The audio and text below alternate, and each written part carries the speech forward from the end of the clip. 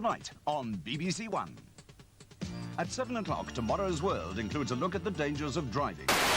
Barry, I've commandeered a vehicle. The old trick, eh? Eat the telly before I get a chance to nick you. It's a toaster. Dalek, you have been defeated. Surrender. You have failed. Insufficient data. Nazi ain't got no humanity. They're the foot soldiers of a Jew-hating, mass-murdering maniac, and they need to be destroyed. That's why any and every sumbitch we find wearing a Nazi uniform, they're gonna die.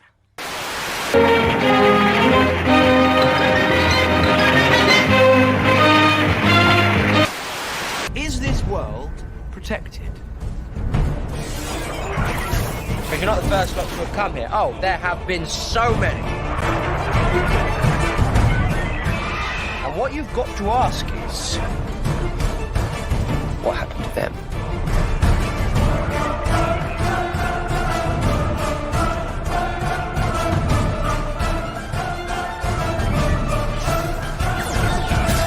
Hello. I'm the doctor. Yes, indeed, ladies and gentlemen. Yes, indeed. Good evening, good morning. I hope you're all doing well wherever you are in the world. I have to tell you,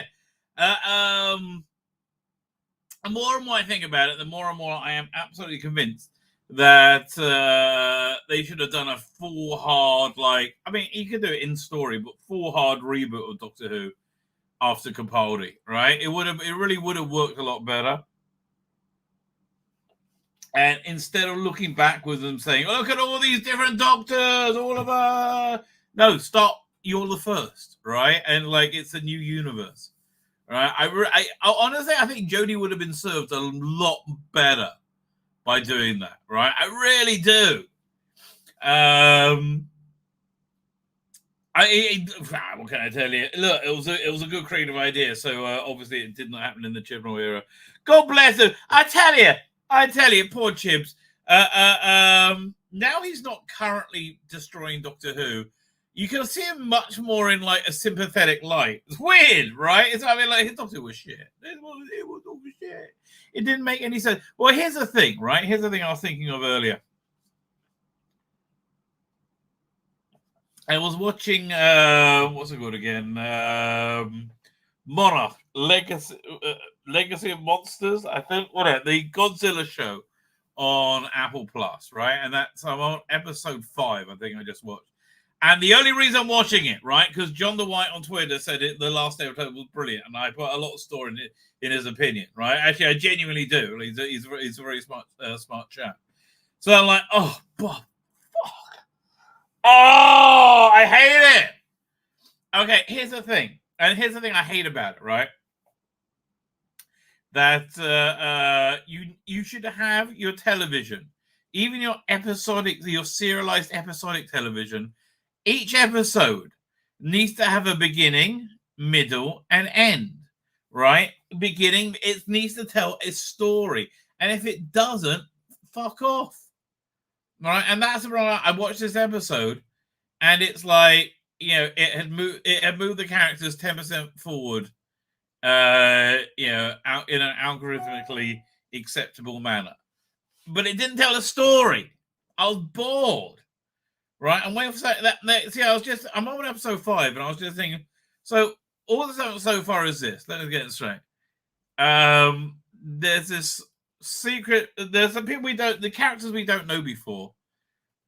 In the 50s or something or 60s, started Monarch, or at the beginning of Monarch, and then there's a contemporary story where somebody's going to Japan to find a relative, like their father, and they found out he had another family in Japan, and San Francisco, where they're from, has been destroyed by Godzilla, and people are still all it's right after that, and they're all freaked out.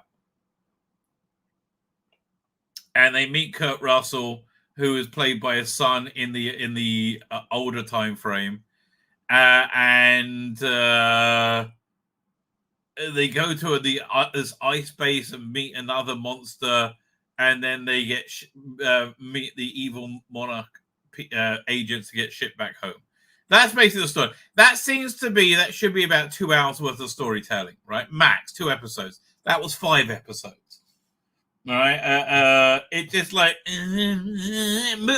moves it for like nothing, right? So I'm really not enjoying it, but I'll still keep plowing forward with it. But actually, I've got a lot of stuff to talk about, a lot of stuff to review that I just wrapped up with. There's 2 big finish reviews I want to do tonight. Then I just finished watching the season of Ted.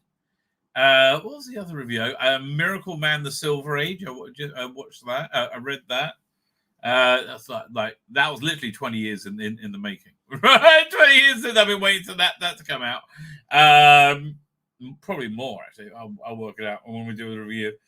There was another review as well. What was there? I can't remember. But there's like too many things I've wrapped up on. Right? Oh, I can review that now. Right, there you go. I get excited, right? I get excited when I can review something new. We are of course going to be talking about the Disney inclusivity guide. No wonder everything they do sucks ass. When you see the bullshit they got to, which the BBC has to, which Big Finish has to as well. And it's not the Disney forcing them. They're all like, yes, we are the same. We're the same fruity fuck ups. Oh yes, yeah. The agenda, the woke agenda. Woke agenda. I don't feel any woke agenda. Oh, you lying cunt. We always all knew there was a woke agenda. Now they've set it out. But I mean, I'm optimistic. I'm always optimistic, which is why I'm always disappointed. Right, but I'm optimistic that tonight, right now, as we speak, a new energy has entered reality, right? A new Emus cracker and energy entered through it. I think a new energy entered reality. What that energy will be, who knows? Could be more of the same. Could be no bloody difference. Could be weird shit. Look, so far 2024, January was weird shit after weird shit. Right? It was like, what? What just happened? What? And also, look, Trump's comeback makes no sense. I'm sorry. It makes no logical sense whatsoever. So this new energy has entered the world. Oh, by the way, I was thinking about before I get into that, right? There's I was thinking I was talking about episodes not having a beginning, middle, and end makes you bloody crazy. Say what you want about Chibnall, right? His episodes didn't have a beginning, middle, and end. They didn't make any sense. They didn't connect properly, right? But they were like still their own. They tried to be a story, right? Where I don't think you could accuse that of Monarch Legacy of Monsters, right? I don't. These episodes are not trying to be a story.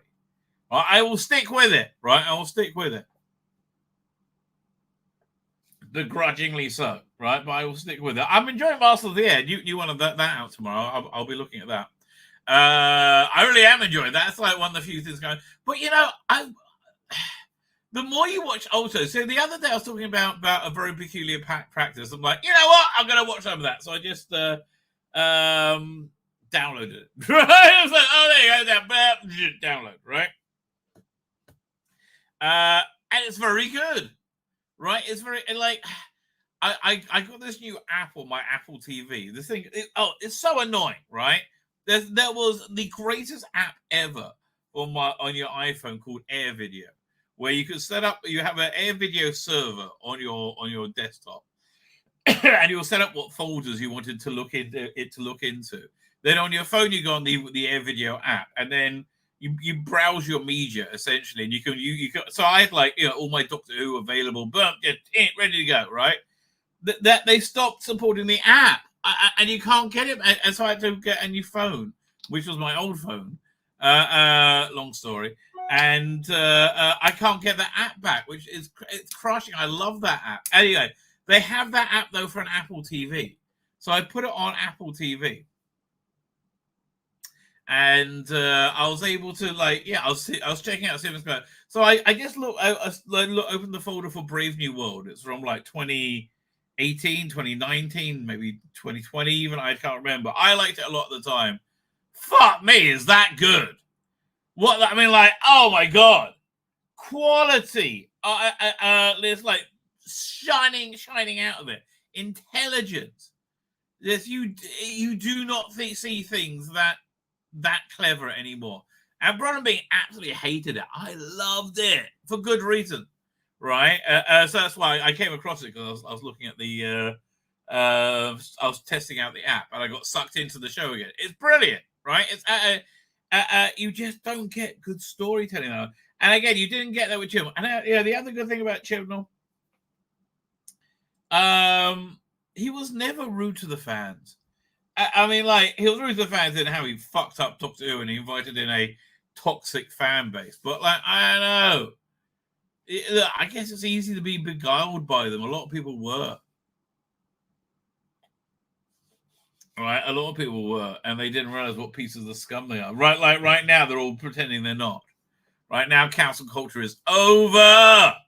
Gina Carano taking down Disney with Elon Musk. I mean, really... So as I said, there's new energy into the world. It's the Hebrew month of Adar is starting right now, right now. Poof, it's just coming. So this is a bit weird, because this year we have two Adars. We have Adar Rishon, number 1, and Adar Sheni, number 2, right? So number 2 is where the big holiday happens, which is in the middle of the month, called Purim, right?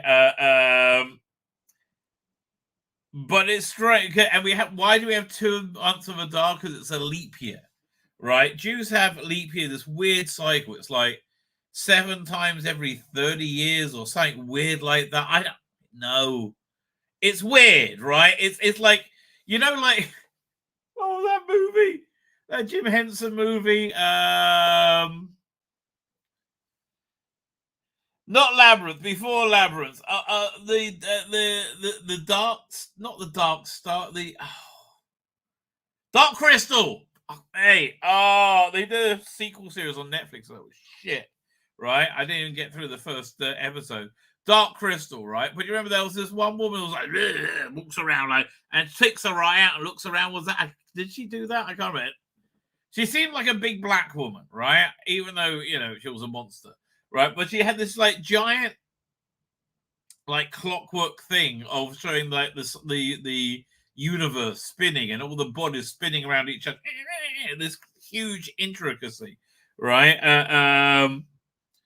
So I don't know. Why am I thinking about that? I know that was a great example of what I was talking about, but I can't remember what I was talking about. New energy came out. Oh yeah, that's how leap years work. So it's that weirdly intricate. I don't understand how. Anyway, this new energy into the world. I'm hoping it's a world-changing energy, right? It's the energy of Purim, energy of Adar. So Adar is we say in Judaism, you know, in the Orthodox circles, Misha Niknasada Marbin Besimcha, right? Well, what the hell does that mean? When Sheniknas enters the month of Adar, Mummy, you increase your joy, right? It's a month of laughter, right? And it's weird. The pinnacle of that is a holiday of Purim, right? Which is insane. It's completely bloody insane. Where you dress up, right? And you get drunk. And you give like these little gifts with each other, and you have a festive meal with each other. And again, you get drunk. Very important to get drunk. Why do you want to get drunk? Because you need to let go of your conscious mind, of your rational mind, right?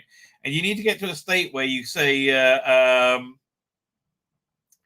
where you on a really great level, you're able to encompass a reality that there is nothing else other than God.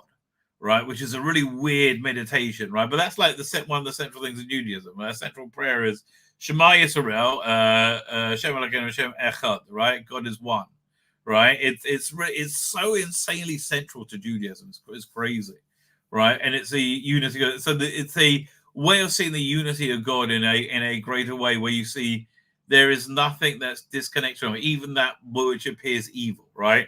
And we're in this period of time right now, which is everything throughout the entirety of Jewish writing for the last 2,000 years talks about the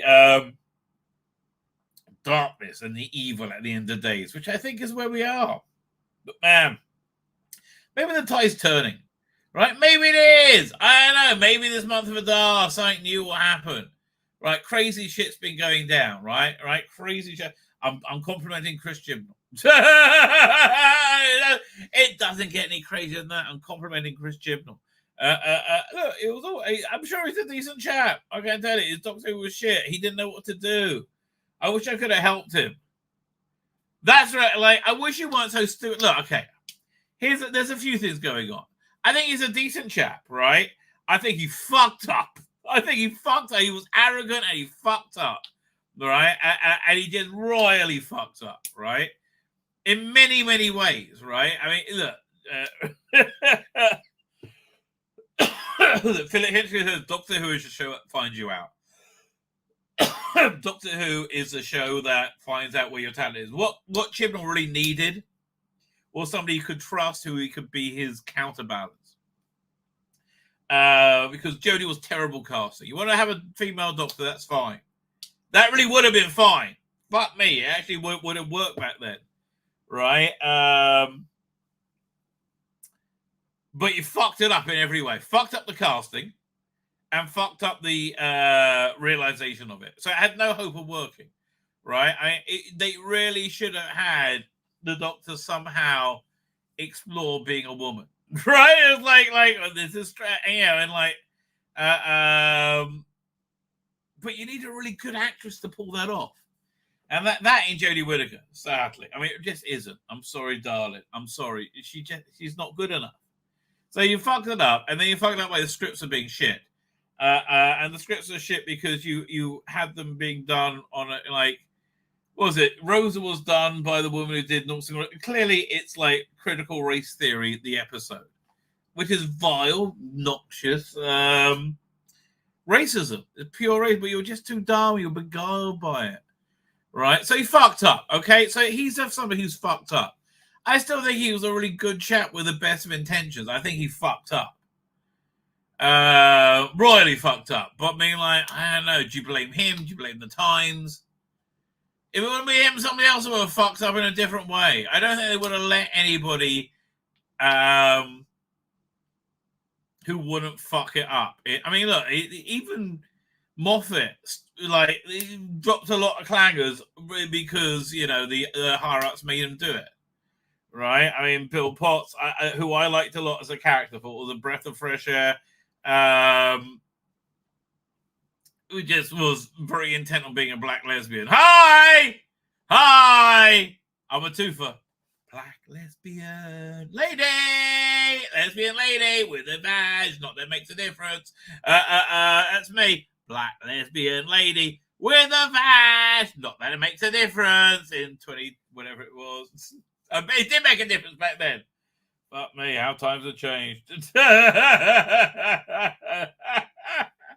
Can you imagine if Peter Capaldi in the middle of his last sentence, you know, in a few years' time, boys won't know if having a dick makes you a boy or a girl. No, I'm not fucking around with you. That's actually gonna fucking happen. And if you suggest that's weird, you're the one's gonna be in fucking trouble. Right? Wouldn't that be great if he did that? Oh. When they have when AI gets it together, I'm gonna have them do that. I'm gonna like, you know what's gonna fucking happen? That sounds good. I think we'll have to do that. I do think we'll have to do that. But yeah, so it's a month where you laugh at the absurdity, right? We see the facade and the illusion that is this world we live in, this corporeal reality in which we live in. It's a construct. It's like we don't really believe it, and we laugh at it, right? We laugh at the evil, we laugh at the good, we laugh at everything. We laugh at it. It's absurd. Everything about corporeal existence is absurd. It's a reflection of what what is hidden beneath, right? And that's why we wear costumes. Because just as like, you know, the shell that we wear, it's a costume. So we highlight that by wearing costumes on Purim, right? And we take the piss, right? That's basically it. We think of different ways to take the piss. We have a drink, we relax when it's we let go, right? Let go of your conscious mind, which is what the alcohol does, and you get to a very pure place. Right, so pure, right? So this holiday is called Purim. We'll talk about it more over the next couple of months because again, it's double adar this shit, right?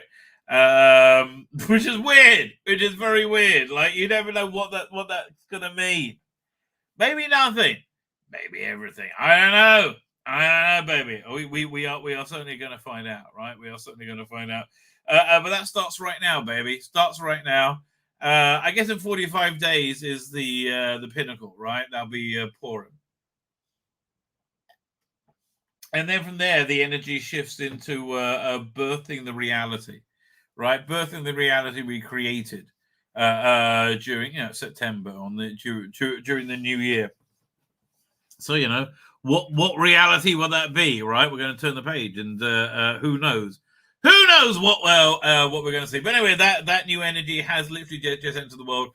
I'm intrigued. I'm intrigued to keep watching, see what's going to be. Let's have a look at the thumbnail. Aye, icky thump. Oh, I remember Gina Carano was a fantastic AI model. I pressed the wrong thing. I clicked the tab. She cried. I clicked a tab, officer. No, it's just the way I walked. Gina Carano was a absolutely stunning AI model. Let me demonstrate the different versions we went through. Right, we went through many different versions of Gina Carano. Now, the prompt was. So this is one I use. I think. Is it working? Hello. Oh, it's stuck. Come on. Don't be stuck. It's not responding. I've got to reboot it. It's a real bummer because I had all the pictures ready to go. Oh, that is such a bummer. Come on, let's see if I can get it to start working. And I'm just closing things down hither and thither, closing down PDF read. No, it's okay. I don't want to take a survey about it. Is this working? Okay, it says it's working. But it's really not. I can see it's not. Oh. Okay, that sucks ass. Give me a second. That really sucks ass because I really had all that prepared. Son of a bitch. Really? Son of a bitch. Fine, let me close that down. How do I close it? Stop screen. Yeah, stop screen. I go, I have to go quit. Doing. Okay, now, fine. So now I've got to go, there's a bunch of stuff we've got to look at as well.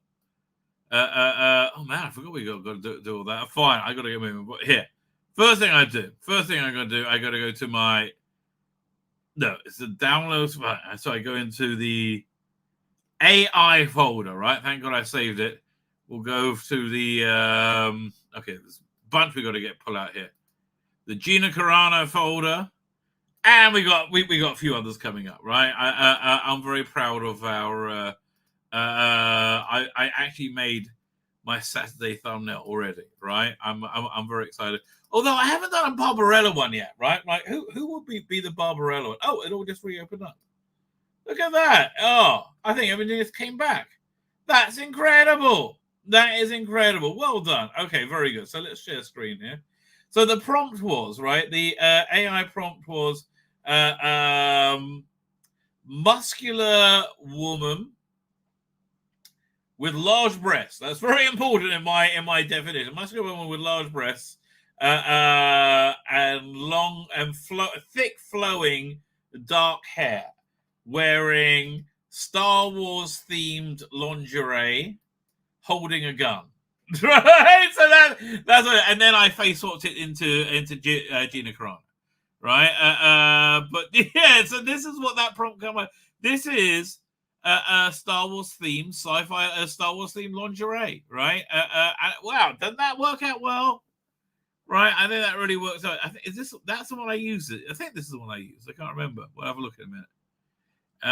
No, that's not the one I use. I lie, right?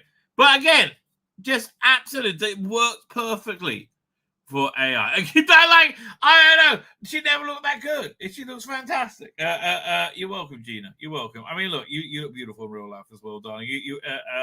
But now you don't have to pose for any of these things, because AI is pure evil, right? So you want to know how evil AI? Oh, firstly, we have some new Millie Gibson models, because that was necessary. I'll show you why that was necessary.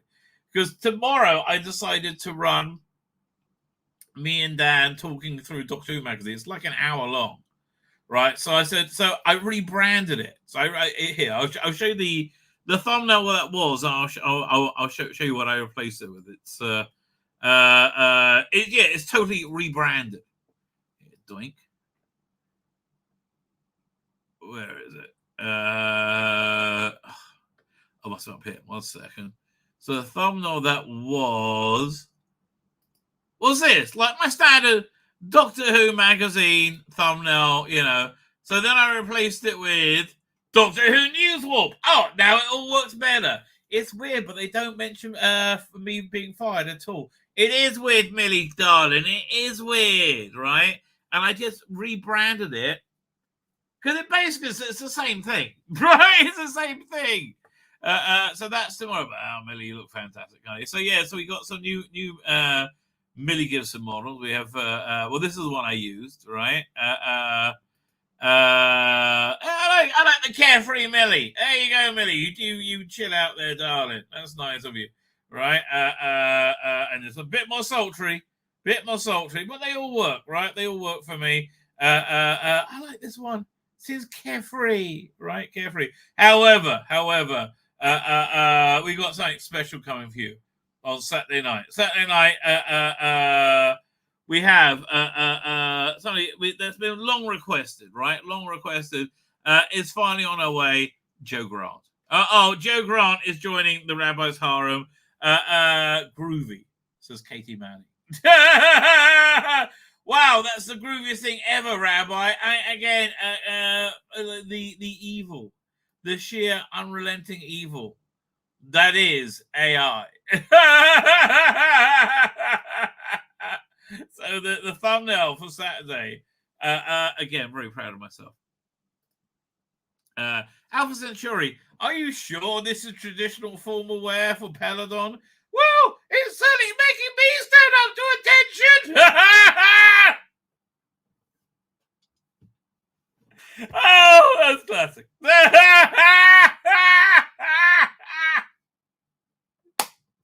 I don't know what's funnier, the joke or me loving it that much.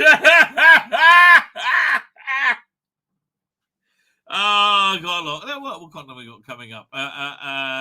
When did George R. R. Martin become an imbecile woke fuck? So instead of writing winter, I became a whiny woke little bitch instead. Well, that's nice for you, you cunt. You absolute cockwomble cunt, right? Fuck you. As a Jew. There you go, Michael Rabel. We are united again against these fake Jews. Okay. I like the multicolored KKK over here. Yes, we're totally anti-fascist. Yes, you are. And of course, Gina Carano, right? The official Disney woke agenda we were told wasn't there. Leaks. We're going to be looking at that. And it explains. It's everything you expect it to be. Goth Opera comes to audio, which I'm quite excited about, right? I am quite excited about. I've got 2 big fitness reviews to do, though. So that will certainly go down. And we're going to be talking about the Gina Carano, Elon Musk. I think Roseanne Barr's being involved in it. This is a class action. And it came at the absolute worst time for Disney, right? For Bob Iger. Right as the earnings call was going down, right? They are fuck beyond fuck, mate. I don't see how they get out of it, right? I really don't see how they get out of it. Anyway, before we get into the chat, a few things to look at. Today is the 30th anniversary of Grange Hill. Check this out. Doink. To prove, sir. Well, it tells me if the wiring's all right. And is it? Yeah, sir. I'll close my eyes and open my mouth. You can do whatever you want, sir. It's okay. It seems to be. Well, it's all right. What are you testing it for? Because faulty wires might be the reason. He's like in Chesterton. The light bulbs aren't lasting very long. Oh. What? I don't He's so like in Won't Chesterton. they last very long then? Kathy, what are you doing here? I'm watching you, sir. Well, would you mind awfully going and watching somebody else? Anyway, so this drags on for a bit. What's his name? Is having a crafty ciggy, right under the table, right? Crafty ciggy. Makers. Now this is just a really weird solution to hiding the smoke. But like, look at this. Again, he gives his response is going to be A, super gay, and B, he will go to jail. That's from today. I say.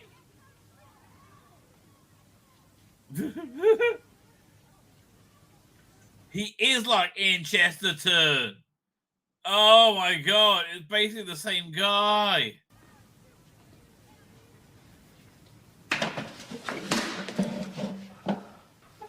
You stupid idiot.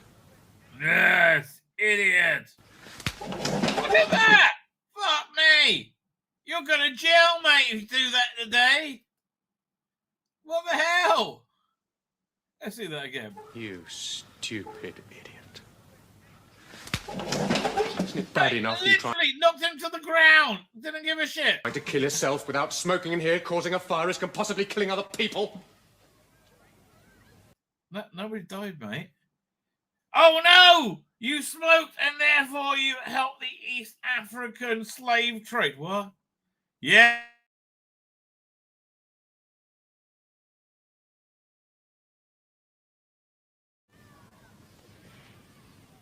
Did your dad know you smoke? Maybe a bit. I'm odd, me. I'm odd. Will by tonight. I'll be paying him a visit. Please, sir, I'll suck your dick, just like I saw Becky do earlier. What? Yeah, you wouldn't want anybody to know about you and Becky and the dick sucking. Plus, I'll suck your dick, sir. Oh. Down. Go on, get out. And take that with you. Oh.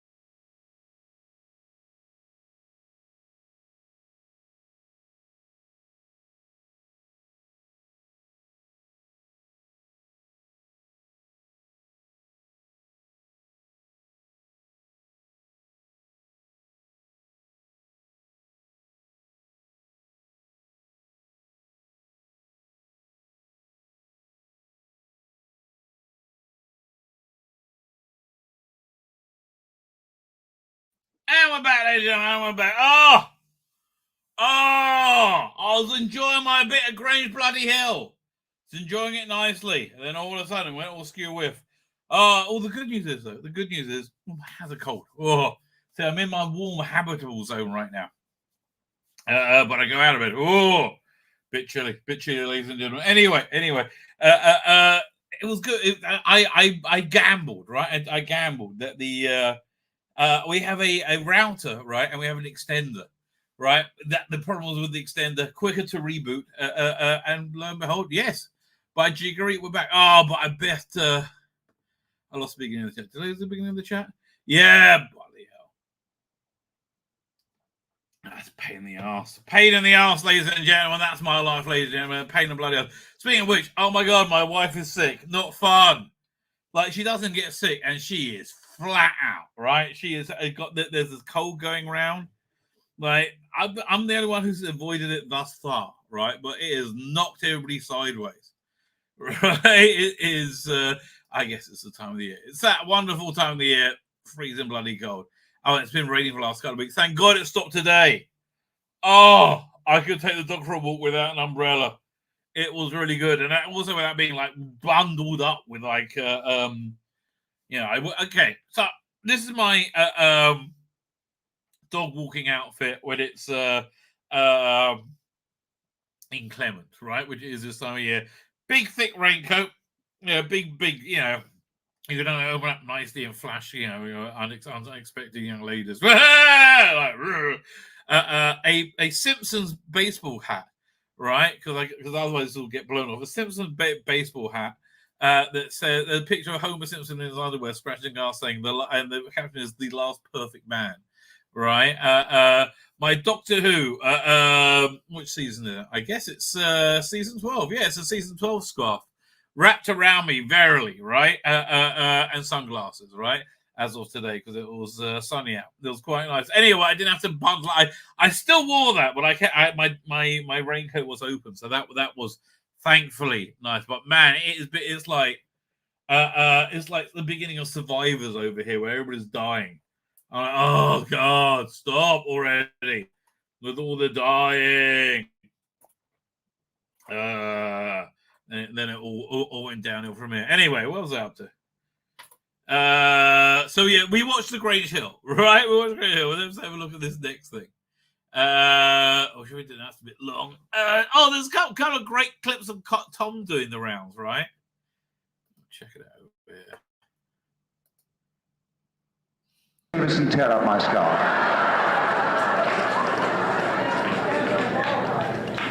Well, you more like kind of unraveled it. I thought that was actually a very clever bit of symbolism. That really worked quite well. Andy Dwelly, I have to reply to you, right? I got your letter. I am musing, right? I don't think I'll be able to be of assistance to you, but I don't know, right? And I have to. I only just got it, right? But I will. I'm certainly thinking about it, right? Right. Well, from now onwards, I'm going to snub him. Every time I see him, I shall flounce out of the room. Now, tearing up my scarf. The minute my back's turned, they tear up my scarf. That was. I'm surprised he was doing any. Like, he had hair then. He had his hair cut straight away for Lives and Loves of Ishido, didn't he? Like, right afterwards. Yeah, and here's, I think it's him, Tom, and Peter Davison. I think some more doctors on stage. Let's have a look.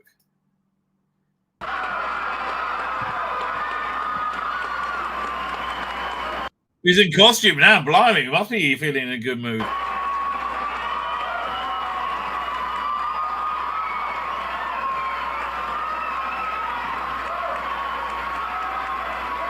Oh, it's so nice to be adored.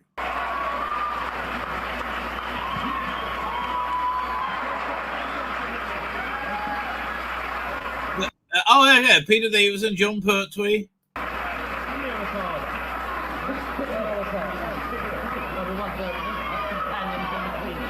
Oh, Annie Ainley. Man, that was a weird combo. Tom Baker and Annie Ainley. Man, that's gotta be a weird and very scary evening. You know what that evening's gonna be like? You ever seen Blue Velvet? when Kamala Harkin is taken out on an evening by Frank, right? Played by what's he called again? Dennis Hopper, right?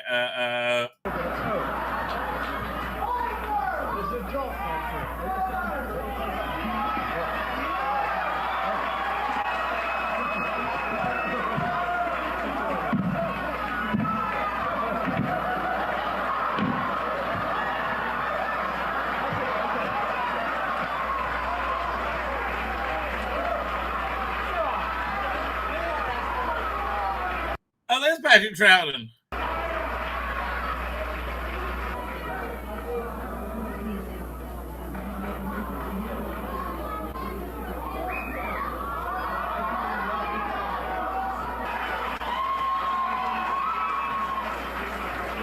Man, I'll be squirming off Peter Davison, quite frankly. I'll be like, oh, man. Yeah, that's stolen my limelight.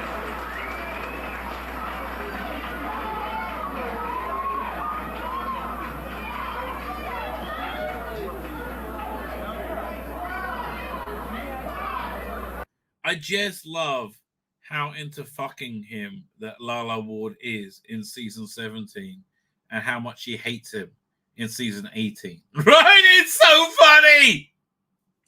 By State of Decay, they hated each other and it was so clear on the screen. As was Adric being John Nathan Turner's masturbatory fantasy. Oh my God, it's so clear. Right? Oh, it's so clear.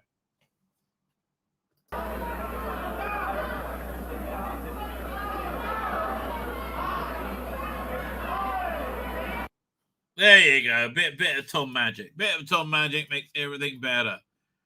She cried. Jigger, jigger. Speaking of jigger, jigger. Man, I got some stuff. I'll get to it on Saturday, I guess. Doink. Let us get to the chat. Payback's a bitch. I mean, that is a great thumbnail. Thank you, Gina. Yeah, CGI loves you, right? See, oh yeah, now I've got to go to the YouTube page, right? And see, so yeah. So when I see who is the sign that this is available. Fine. When I see Andy joining PD Rich, I know I can switch back to StreamYard. So anyway, Darren Evans here. How you doing, Darren Evans? Thank you for joining us. Lonnie is here on comics. Thank you for joining us, sir. Yes, how dare the Eki Gina woman sue the stunning and brave Disney. And I'm not saying that because I want to be a Disney princess or Eki Thump. But if they need one, oh, I'll be so progressive, so stunning, so brave. Oh, Eki Thump. I guess I should just go to Hollywood now. They would probably just want it. Yes. Jonathan Cox is here. How you doing, John Cox? Thanks for joining us. Digby Strawbridge is here. Digby Strawbridge, as is Fly Highland. Did I say Jekyll Hyde already? I think I said Mr. Jekyll Hyde. I think so. All right, I think so. If they had rebooted Doctor Who, there would probably be a lot less dissension amongst fans. Yes! And, you know, it's all their constant tying it into the past. Like, leave it alone. Right, just make your own shit. I mean, but wouldn't it be great from the encountering the Daleks for the first time? The Daleks know who she is and she doesn't. All right, I just think that would have been added something. The piece of shit show they had. Because those who do not like the new version will be able to legitimately say it's not the same and ignore it. Yeah, but it's like they want to rub it in your face. Like they keep telling you that like JJ Trek or Kurtzman Trek is Star Trek. No, it's not. Shut up. I mean, look, best you can say is Strange New Worlds Season 1 was and I really wish they continued with this, was a cool riff on Star Trek, right? It was a cool take on it. Was somebody's interpretation of Star Trek. It was different. It was his own thing. It was based on Star Trek, and I enjoyed it. Then the second year, it just went woke as fuck, and everybody's a woman. Fuck me, leave me alone with it. Really sad. But like, it stops being Star Trek when it stops being Star Trek, right? Star Trek Discovery isn't Star Trek, and I thought it was for the first 8 episodes, right? But it just isn't. It's the Michael Burnham is insane show, right? It's more likely Michael Burnham is in a straitjacket in a Starfleet, a psych ward, than anything else, because she's a nutbag. Like the whole series is just a delusional, self-aggrandizing fantasies. That's the only thing that makes any sense. Maybe what's the name? Cut price Idris Elba is really like an orderly there who cleans up her vomit, right? Again, that would make it all work, right? That would make it all work. Do they want to make? I do not know. I said that must be it's not one of those sex sorts and waste sorts shoehorned into decades of show lore. I don't what. Again, it depends. I don't want to like I'm quite progressive with all this shit. Like I love the modern Battlestar Galactica. I think Starbuck was one of the most perfect sex swaps ever, right? And really worked, right? Really genuinely worked because it was a female character, which is why I think, by the way, Jenna Coleman's Constantine worked as well, because it was a female character, right? Although the other gender swap ones in what's his name, Sandman, didn't work because they weren't, right? They weren't at all.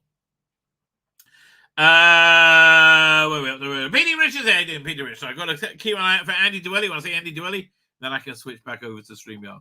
Mark Milford is here. Thinking Media Press. Thank you very much. If Russell E. Davis' new era fails, will his legacy be as bankable as the showrunner? I think so. I don't know how they value these things. Like the Paramount is up for sale right now, and Apple was in the running, but then I think the only asset they were really interested in was Mission Impossible, right? They really weren't interested in the other. Like Star Trek is like, which is a shame because it could be really great. It could be really great. First thing I would do, get Tarantino to do an 8-part TV show. Yeah, like whatever you want. Original crew. We can do it like Enterprise. We can do it whatever you want. I'll do it. We've got Strange New Worlds. We'll do that aesthetic. I think I'd probably go for something like that. We'll do. We'll get Chris Pine in. Whatever you want, mate. Whatever you want. And I would love to see Leonardo DiCaprio, as what's his character from Once Upon a Time in Hollywood as one of the heavies for that week, right? Oh, that would be great. I would greenlight an Axanar, like instantly. Oh, what a tragedy! What's his name? When Battlestar Galactica's dead, that he didn't know he had to take the role. Richard, is it Richard Hatch? Or was he the guy from Survivor? I can't remember. But man, he looked very youthful, even into his 70s. Apollo, right? Apollo. He was also he was some kind of dissident criminal in the what's the name of in the reboot series? I can't remember that. That was a good show. That was a great Battlestar Galactica and class, right? Absolute class. But again, that's another one. Beginning, middle, and end, right? Each episode, or at least each story, had a beginning, middle. Even that first season, which is a very condensed storytelling, right? It's very like compact and condensed storytelling. Has a beginning, middle, and end. Every episode, right? And it like builds up on each other. But each story is its own story, and then they have like the big arc story at the end of the season, and that really works, right? Look, the bottom line is that the this batch of writers we have, the current age of writers, is they're just incompetent. Like bottom line, they're just deeply incompetent, right? They and they don't know how to make stories, right? Look, again, I would suggest write a story, Start with the story. Not this is my complaint about watching Monarch, Legacy of Monsters. Right? It's not a story. The episode wasn't a story. Right? The episode was move the characters forward 10% in their season arc. No, I want a story. Right? And you used to get that, right? You did used to get that. I think there's a lack of an understanding of what story is and how wonderful stories are. Right? Learn Shakespeare and don't read it. You got to see it performed, right? And if you're not connected to it, okay, the Ethan Hawke Hamlet is awesome, right? First, it is cut down here. Let me grab the trailer for that. 1 second. It's from like 2000, I think. Hawke Hamlet trailer, right? It's cut down to be like was it like a hour and a half long for like a 4-hour play? Like you got to remember that having like when Shakespeare wrote stuff, it was to you would go out for an evening entertainment, right? You would want a full like good soap opera story thing that'll take you to narrative that'll take you through. So it's cut down to like an hour and a half long, 2 hours maybe. I don't think it's 2 hours. I think it really is quite short, right? It's all in modern dress, but it's Shakespearean language, and it's got like Bill Murray's in it playing Polonius. Oh god, it's also here. Here's a trailer. Hamlet from the year 2000. My father. I see my father. The king, your father. In my mind's eye.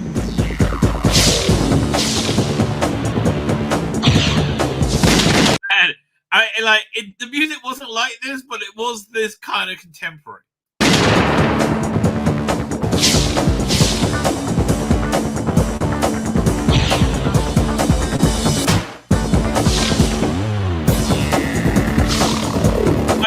Cal McLachlan's in it. Oh, I forgot. He's great in this.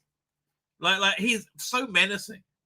But again, if you're scared of like you should really go and see what a story is. Stories are great. The queen, his mother, lives almost by his looks. Speak to her, Hamlet. Prompted to my revenge by heaven and hell.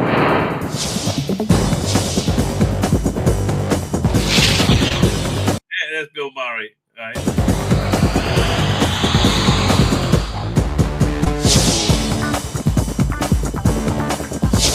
If he says he... Oh, what's the name? Yeah, I remember she was like the hot it girl. Oh, who then vanished. But she was like for 20 minutes in the late 90s, early 2000s. Whoever her name, like last time you saw her was, I think, on Dexter. Loves you, you may believe it so far. Fear it, my dear sister.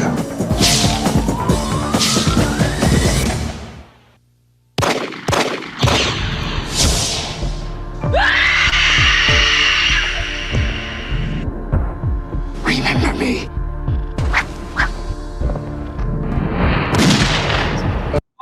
I would say if you want to be a writer, I think learning Shakespeare is a good idea, right? And this is a very easy way in. Also got Liz Schreiber in it. This is great. This is freaking awesome. Music is good, but way better than this trailer. Oh god.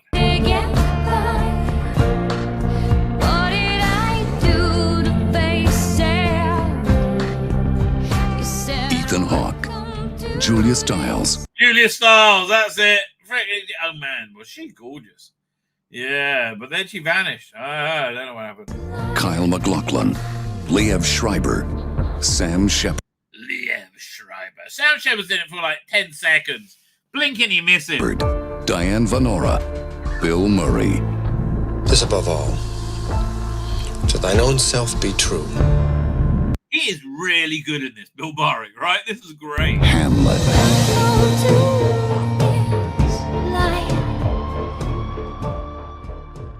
Anyway, stories. Don't know from stories. Fine. Anyway, you're doing so. Fine. Now I'm back in StreamYards. Mark Milford, definitely said hello to you. Petey Rich says, I realize why I despise Klaus Schwab. Well, he's pure evil, trying to enslave us. Could be that. The Walt was Walt Disney's idea. Oh, fuck me. He's turned it into an imperialist NGO, not a forum, I know. Look into his father's past. Listen, mate, the only thing that I think, the only hope we have to be saved from any of this is a messianic age. It's like, look, we're fighting back, but too many of us are asleep and don't know what's going on. I mean, again, I'll say this to somebody earlier. Why people are freaking out about Tucker Carlson interviewing Putin? Why would someone be? This is what Tim Pool said anyway, which I want to quote, credit him. I think it was him. So why would anybody be angry with an independent journalist interviewing the president of a country they're not at war with? Right? Nobody would be upset with that because America is at war with Russia. Right, and it's and they just went to war without doing any of the legal shit you needed to do to go to war because they don't want you to know you're at war. But yes, no, America is at war with Russia. Right, it's crazy. But yes, America is at war with Russia currently, right now. Right, they just didn't declare it or tell anyone, but they're at war with Russia right now. That's why they're having like 40 billion go to them, right? Another 40 billion, right? But yeah, yeah. So that's the thing. Yeah, we have the bullshit that they tell us. Like, no, of course, America is not at war with Russia. No, of course, absolutely. And then reality, America is very much at war with Russia. And if America is at war with Russia, I understand them not wanting to give a platform to Putin. However, nobody in America knows what Putin's even saying is his motivations. I believe he's acting in what's called the Kennedy Doctrine, right? By NATO has encroached too far east, and I think Ukraine was the line in the sand, right? Ukraine at the same time is a massive cash cow for like all these corrupt politicians. And I think, I think the cause of war was as much. I think America was a major part in this cause of the war, right? Yes, by pushing NATO east, right? Which is again, it's called the Kennedy Doctrine, right? That they're prohibited having Russian missiles in Cuba, giving them a first strike capability, right? Jins did have a DEI officer go over the script. I'm sure he bloody did, Mark Milford. Right? I'm sure he did, right? I'm sure he did. Please do Gina Carano as Red Sonja. Whoa. Well, that's got to happen. That Mark Milford, that is going to happen. Man, that is going to happen. Oh, yeah. Yeah, but I'll keep it with the dark hair, but I'll just give her red streaks. See if I can get the AI engine will pick that up, right? I would say the Doctor is a male role. I think you're right. I was open-minded to it, but I think it is a male role. I agree with you. But most were put off by because he was female, but due to the bad writing and acting. Yes, I think with a great actress and a good writing. Would it have worked? I don't know. It depends on the viewer, right? I don't think it would have been as a shit show. What? Big finish of Jess Castanet Badland as a toymaker. Fuck me, no. Oh, fuck off, big finish. Really? What the fuck would you? What? Fuck off. Really? 1 second. Really? Why? Oh. Okay. Oh. God. I want to look. What? Like, for fuck's sake, what's wrong with David? Is he still alive? Oh, I'm so sick of this shit. There's like, they ruined the meddling monk by making a shit casting of a meddling nun.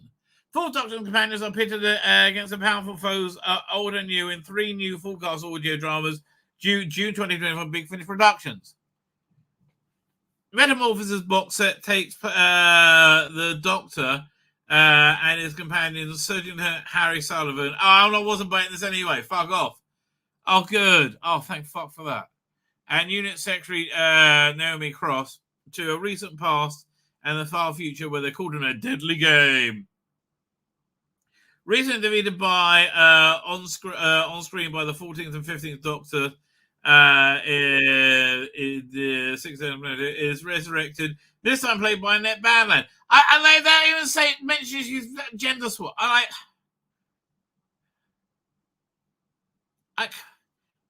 What's his name still alive? Fucking hell. Yeah, what's the name of the toy maker story that they did? We'll do Nightmare Fair. Nightmare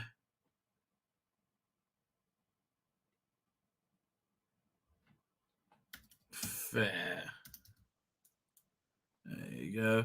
Because this guy, I was saying, it was the voice of K9. David Bailey. Fine. Is he still fucking alive? Is he still working?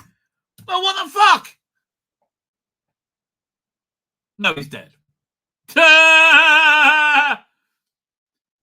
Oh, look! If this wasn't 2024 and we've been through this a million times before, it wouldn't be a problem. Oh, fucking Badland. Fuck off. I'm so glad I wasn't getting this to start with. Fucking you. Oh. And Jeremy returns to the role of Master Face of Fourth Doctor for the first time since 2015's Deathmatch. The box set of star-studded classical Lydia West, it's us in as Callow, Mark Gatiss as Dante, Gabriel Rossetti, and Nicholas Briggs as Padro. Fuck off. So you can get there. So you got the 3 sensational tales are in this set are Matt Troiska. When a strange force drags the TARDIS to Earth, it's clear that Dr. Harry and Naomi are up against a powerful being. When they encounter Lord Pearson, inventor of the games and the toys, searching for his vanished daughter, it becomes clear that who that might be. Hide and Seek is one of the simplest games devised by Mad, but the hand at the time make it becomes. I don't give a fuck. I hate your casting of Annette Badland. Right? Look, I'm sorry. When you fuck up to the level of a Jodie Whittaker casting, you're done. Fuck off. Oh, so glad I wasn't buying this anyway. Oh. It's just so annoying. It really is annoying. But we'll get into the reason for this nonsense in a minute. The Cage of by Matthew Sweet. It's very unusual to find a tiger in the TARDIS, but it's more unusual to find one heavily dosed in radiation. But this is far from the most unusual occurrence for the Doctor, Naomi and Harry are going to encounter today, because they're about to meet Charles Jamart's supplier of exotic animals to the rich and royal, who are unaware that his famous menagerie conceals deadly terror, strange creature out for blood. Fine, whatever. Metamorphosis, Lisa McLaughlin. The people of the planet Jaxus are vanishing. Couldn't give a shit. when the Doctor and his friends land. I mean, like, why is this called Metamorphosis? There's I mean, the box set's called Metamorphosis, isn't it? Yeah. It's got like, there's nothing that ties it together. Ugh. When the Doctor and his friends land, Naomi is snatched away. Go, don't get her. By a mysterious fog and taken to a prison run by a very old foe of the Doctor. The Master is here, and he has a sinister scheme on the way, but neither Naomi or Harry know who he is. Can the Doctor stop his plans? I don't give a rescuing prisoners. I fucking don't care. I don't care. Listen, if you could have got Neil Patrick Harris, this would have been huge. You fucked up morons. Right? If you could have got Neil Patrick Harris, this would have been fucking huge. Right? As it is, fuck off. Right? And you're fucking up morons for not getting Neil Patrick fucking Harris. You could go to his house and set up for him. You fucking up morons. That's the thing best I can say to you. You are fucking up morons. Oh, fucking idiots. And again, like, what? Fuck off. Yeah, with your woke agenda that you pretend didn't exist, which it does. Fuck off. Sick of it. Constantly. Who told me that? Just starters. They just starters. Oh man, that really knocked me. I have to tell you, that really pissed me off. And he never smoked again. Barbarella thumbnails, Amber Heard and Jean Gorsond. I don't know, Jean Gorsond. So I better look this up. Hang on. We'll go, it's over here. Oh, so annoying. I mean, at least David Balley's dead. I mean, that makes it less less annoying, right? Gian, who is this? Doing German French accent actress. Let's have a look. Fair. I mean, she's pretty. I mean, like, I'll share the screen.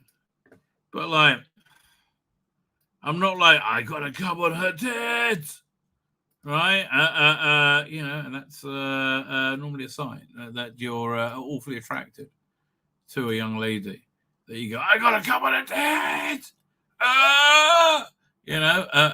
Now, young ladies, if you're being courted by a gentleman, right, and he says he wants to piss on your tits, probably not good, not the person for you, right? Unless you're into that, don't want to judge. But nice young ladies, generally speaking, don't let boys piss on their tits, right? I don't know, but I don't want to judge. Mr. Retardus is here. How you doing? Brian Capron has always been here. I don't know who he is, but I believe you. We crashed him. I'm fine. So that, yeah, okay, now the person who played the Doctor, Router out is, here we go. Rabbi in detention. What is one of the women who actually got better with age? How about Mel Bush? I've done Mel Bush on a thumbnail. Absolutely. Yeah. That I agree with you completely. I'm telling you, Bonnie Langford definitely got better with age. Right? I got so much respect for Bonnie Langford. I really do. Quick ship, feed the cat, be right back. There'd beware low flying bicycles. I tell you, my cat is so cute, right? I love my cat. Especially in the middle of the night, right? A cat, like whenever I sit up in bed, like I reach my phone, like 2-3 in the morning, I'm gonna get up and pee. I look at my phone first. Cat notices and comes up and sits on my chest as I pet her. She purrs. Oh God, man, that fur is so soft. Oh my God, that is such a cute cat, right? Such a cute cat. But you know me. The Rabbi likes a bit of pussy. Reveal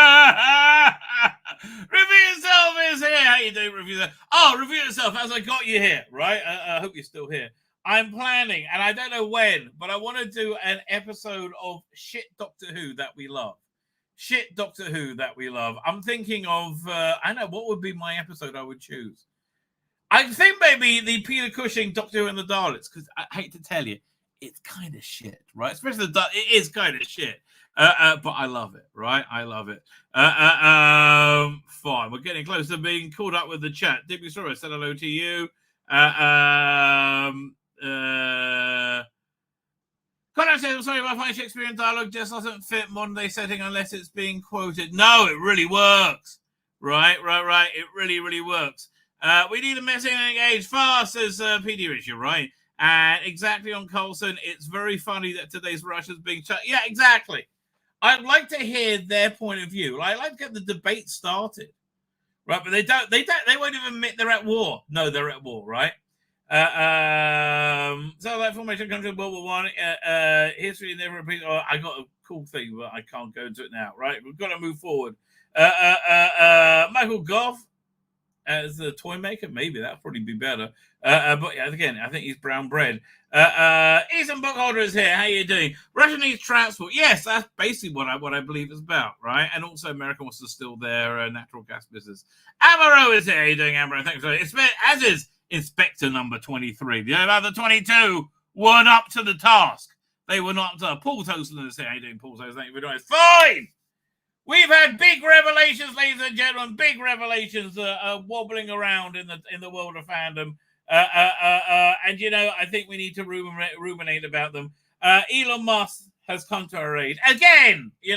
I think Elon Musk is a force for good, right? In many ways, not perfect, but certainly a force for good. But these are, I think, very serious revelations. That we need to discuss, but I think we need Uber hive mind to be able to pass this reality with greater ease. Now, who could help pass this reality with greater ease? Better than one with royal vision, right? Royal vision, who can see far and near simultaneously. Oh, we look up to royalty. Even cut price royalty, which will be Birmingham's King of the Geeks, Dan Hadley. Thanks for doing that. Yes, I can see as far as the underpass at Spaghetti Junction, but from there on, it gets a little hazy. So Spaghetti Junction, the underpass of Spaghetti Junction is the only. Was it the? I can think of at least 2 sci-fi epics that it's been appeared in. It's a bit like, to go any further than that, it's a bit like in Game of Thrones where they would go past the North Wall. It's unknown for a lot of. Yeah, you don't know what's out there, right? Yeah, exactly. How are you? Yeah, you're looking very freshly shorn. Well, I've been working out, and I've cleansed, I've abluted myself because I wouldn't lay myself before the rabbi in a state of complete and utter disarray. So here I am. Listen, I'm quite used to it. My wife's sick, right? She's literally been in bed for 2 days. I am just used to states of being laid in front of me in states of disarray, right? That's my everyday life right now, right? My daughter has an ear infection. It's all weird, baby. It's all weird. So, do you think Musk is going to buy Disney? Oh God, I hope so. No, he's taking down Disney. Well, okay. So firstly, let's just backtrack. Yes. It was a month or so ago that he was being interviewed publicly about Disney and said they're going to that they're blackmailing him to be woke. Essentially, he said, "Look, you're going to blackmail me over money? Fuck you. That was Fuck amazing. you, Disney. Hi, Bob," he said, right? So now we have the there's a when he did that, when he addressed Bob directly like that, completely fearlessly, it was as if he just stuck his cock down on the table there and then. Oh, it got much bigger. It got much bigger, right? Because Disney were pulling their ads from X, right? For political reasons, right? So it did get much bigger. So we got this. There's a big vote coming up by the shareholders about who should be on the board. You got the Bob Iger ticket, They have the white card, right? And there's a white card and two other different colors. But they made a like Scrooge McDuck video explaining to people they got to vote for them because they know what they're doing and nobody else does. So, but you also got Nelson Peltz coming in, who basically wants to de-wokify. So Nelson Peltz and Mike Perlmutter. Mike Perlmutter is the There's seriously hang on. There's seriously a human being called Nelson Peltz. Nelson Peltz, that's the guy, right? It's a Perlmutter bid. It sounds like Cockney rhyming slang, but go on, carry on. I'm keeping up. I don't know what for, but it sounds like it'll be sweaty, right? All I can tell you. So they're trying to get the shareholders to vote. This is going to be on April 5th to get a vote for them, right? Okay. And they're alleging a complete and total incompetence at Disney, right? So it's big. The very thought. Yeah, I know, right? So their big earnings call was today, which was from September 1st, 2023 till I don't know. It's like that was their quarter, and their losses were like 200 million less than they thought they were. Right, so that was it. But to make them look even worse, and things like South Park, put a chick in it, make it gay, right? That really made a difference. That made them look stupid, right? And also their failing bottom line. So it was the day before the earnings call when Elon Musk and Gina Carano launched their lawsuit against Disney for her unlawful termination, right? Which is really fascinating. One of the things that she wants, like compensation, but she wants her to be cast back at the Mandalorian. So what I think she's saying for that, by the way, that clause is ensuring the Jon Favreau version of Star Wars is reinstated, right, as opposed to the opposing version. Do you think that this sort of subtly confirms the idea, the notion, the reports that we've had now for quite a long time? In fact, I think I first heard them from you, of some sort of civil war within Lucasfilm. Yeah, yes, there is a massive and it looked like the Kathleen Kennedy side had won, and Jon Favreau was out. Right, he was the knight of the other one, right? Which is why the Jon Favreau Mandalorian and Grogu movie announcement is a really big deal because it shows you where they are in their civil war, right? Essentially, if you saw Mando season 3, which I quite enjoyed, right? You had the Praetorian Guard, which I think looked great, the big red stormtrooper, right, people with force powers and lightsaber. They killed that big Mando with a big gun, right? Yeah. Spoiler warning. Yeah, whatever. What the fuck? You think that was Favreau's kind of that was Favreau's avatar. Character. He did and they were from The Last Jedi, and that was like symbolic of his vision of Star Wars being killed. So now he's doing this movie. She's asked me recast, which is saying reinstate his vision of Star Wars, which will have Luke Skywalker in it, I guess. It'll be like Star Wars, right? I'm not Gina Carano's biggest fan. I as an on-screen talent, I think she's got a certain amount of charisma, a very mediocre at best actual talent. However, if they put out that Mandalorian and Grogu movie and she swaggered back on the screen as Cara Dune holding a great big off gun, that would be a big win. Right. Yeah. By the way. She does great on AI. Now see, I don't fancy the woman remotely. She's far too muscular for me. But that Gina Carano, that's a bit of me. I'll have some of that. Thank you. Put me down. There you go. Put me down for 2 helpings, please, Gina. Right. You see, she does great on AI. see, that's edging towards too muscular for me. Even that. Well, yeah, okay, yeah, that one too. But yeah, that's the.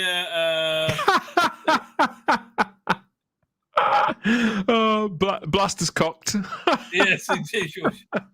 By the way, Saturday night though, we're going Joe Grant, baby. We're going. Great thumbnail. Alpha Centauri, are you sure this is traditional formal wear for Peloton? Woo! It certainly has been standing to attention. I'm just thinking of one very well-known veteran Doctor Who fan who would probably love that. There you go. I like to have amuse my audience. Anyway, why has Disney not been amusing us? As part of this these revelations, right? Elon Musk dropped yesterday this hidden document. Yeah. Which is inclusive standards at Disney, which I guarantee you are exactly at the BBC as well. See, he could have. If somebody, see, what impresses me about this isn't the fact that impresses me, or what surprises me isn't the fact that somebody sent this along to Elon Musk, but that more so that he went public with it virtually immediately. Oh, he's so much balls.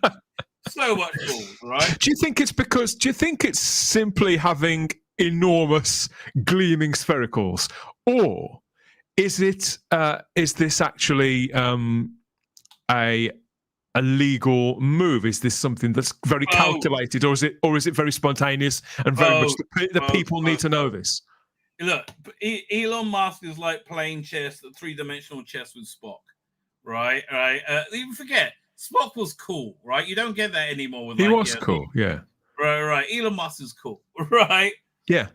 And no, I think he's just like, well, why would you be ashamed of it? These are your standards, right? And he's shamed them by it because it's so stupid. You see why there's no creativity. Anyway, let's go with these standards. It's mind-boggling, right? I'm glad you've got these. Yeah. This is incredible. On-screen reputation. At least 3 of the 5 areas need to be met to fulfill. So you got to do each of these things, right? 3 of the 5. You have 50% or more regular characters and recurring characters on screen from underrepresented groups. Actors, so you same thing with actors; they need to be from underrepresented. But you're not allowed to ask, by the way, on your on hiring with Disney, if somebody is black or if somebody is Hispanic or if somebody is right. The only person you're allowed to say that an underrepresented group means trans people, right? That's the only one you're allowed to say. It's the weirdest shit. I'd never looked at it that way, but you're absolutely right. When you only have to twist that lens ever so slightly to see that it just doesn't line up at all. Right. Wait. Okay, so that's 2, right? Third, and you got to do 3 out of 5. Yeah. Secondary characters, meaningful inclusion of underrepresented groups as a secondary or more minor on-screen individual. That individual including background characters, background actors. So that would be the trans friend of Ruby Sunday in the church on Ruby Road, right? Yes. That's exactly what it is. Serious premise, meaningful integration of underrepresented groups in overall themes and narratives. Would Shooting Up was cast to be that or not? I don't know. Probably not. I think that's a reach. He's just too. I think that anyone that sort of rounds on Shooty as being a diversity hire is on pretty thin ice. The man was clearly a breakout star of a major show on still arguably I agree with you. Look, streaming platform. A lot of people were put off by his accent in Church on Ruby, and a lot of people were just pissed off the whole era. Yeah, but I understand. For me, it was fine. It wasn't great, but it was fine. Episodic storytelling, ongoing meaningful integration of underrepresented groups in episodic trans people. That's all you're saying. So, like, you got to do 3 of the 5 of that, right? So everything is about you being trans. I can't fault your logic. I can't, because everything points in that direction. When you compare, when you draw these things against one another, yes, you're absolutely right. And like, this is every show on Disney Plus. Standard B, creative leadership. At least 3 of the 6 areas need to be. So you got 6. So you got 50% or more of producer or above on writing staff. 50% or more co-producer writing staff need to be in underrepresented groups. I think they get away with Russell being gay, right? You can just escape for that, I think. Is there any mention of one-armed Brazilian banjo players in here? Well, listen, I mean, that is an underrepresented group, right? Definitely. And do they have Nazis? because you never see them around anymore. I mean, there's definitely. I mean, that's the problem, isn't it, with the modern world? All these people going on and on about people of that mindset, and there's a desperate shortage of them in the actual world. I know. They got to it's so stupid. Casting director is from an underrepresented group. Oh, that's Andy Pryor. Fine, no problem. Yeah, bet it's a dog's back leg. Really? You don't need to shock me that Andy's gay, okay? Or has not previously worked. Also, one of the most powerful people in British television, Andy Pryor. Exactly, because gay people don't have anything to do with the entertainment industry. What the fuck? I mean, 15 more episodic directors need to be gay people. Casting directors from fuck off. Meaningful representative, underrepresented in senior creative leadership. Well, there's just not enough. How can you be in an underrepresented group and there be enough of you for all of this? Fuck's sake. Fucking weirdo fucknuts. Promotion of a member of underrepresented groups into a role that constitutes career progression for at least one member of writing. So, fine, give black people writing jobs. What? Yes, you have to give black people writing jobs. Otherwise, otherwise, and that's on top of the other shit you got to do. A substantial year-over-year increase in members of underrepresented groups. Well, wait, if they're starting off at 50% and every year we got to increase it, so then in 10 years they're at 100%. Like what the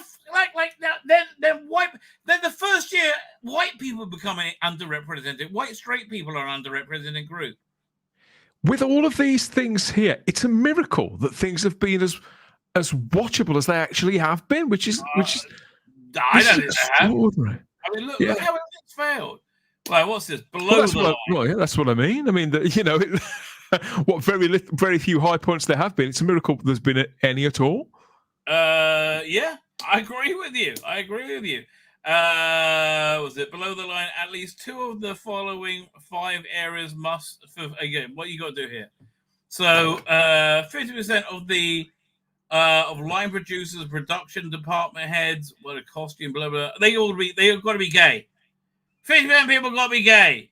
Everybody in charge got to be gay. 50%. 50% of everybody everywhere has got to be gay.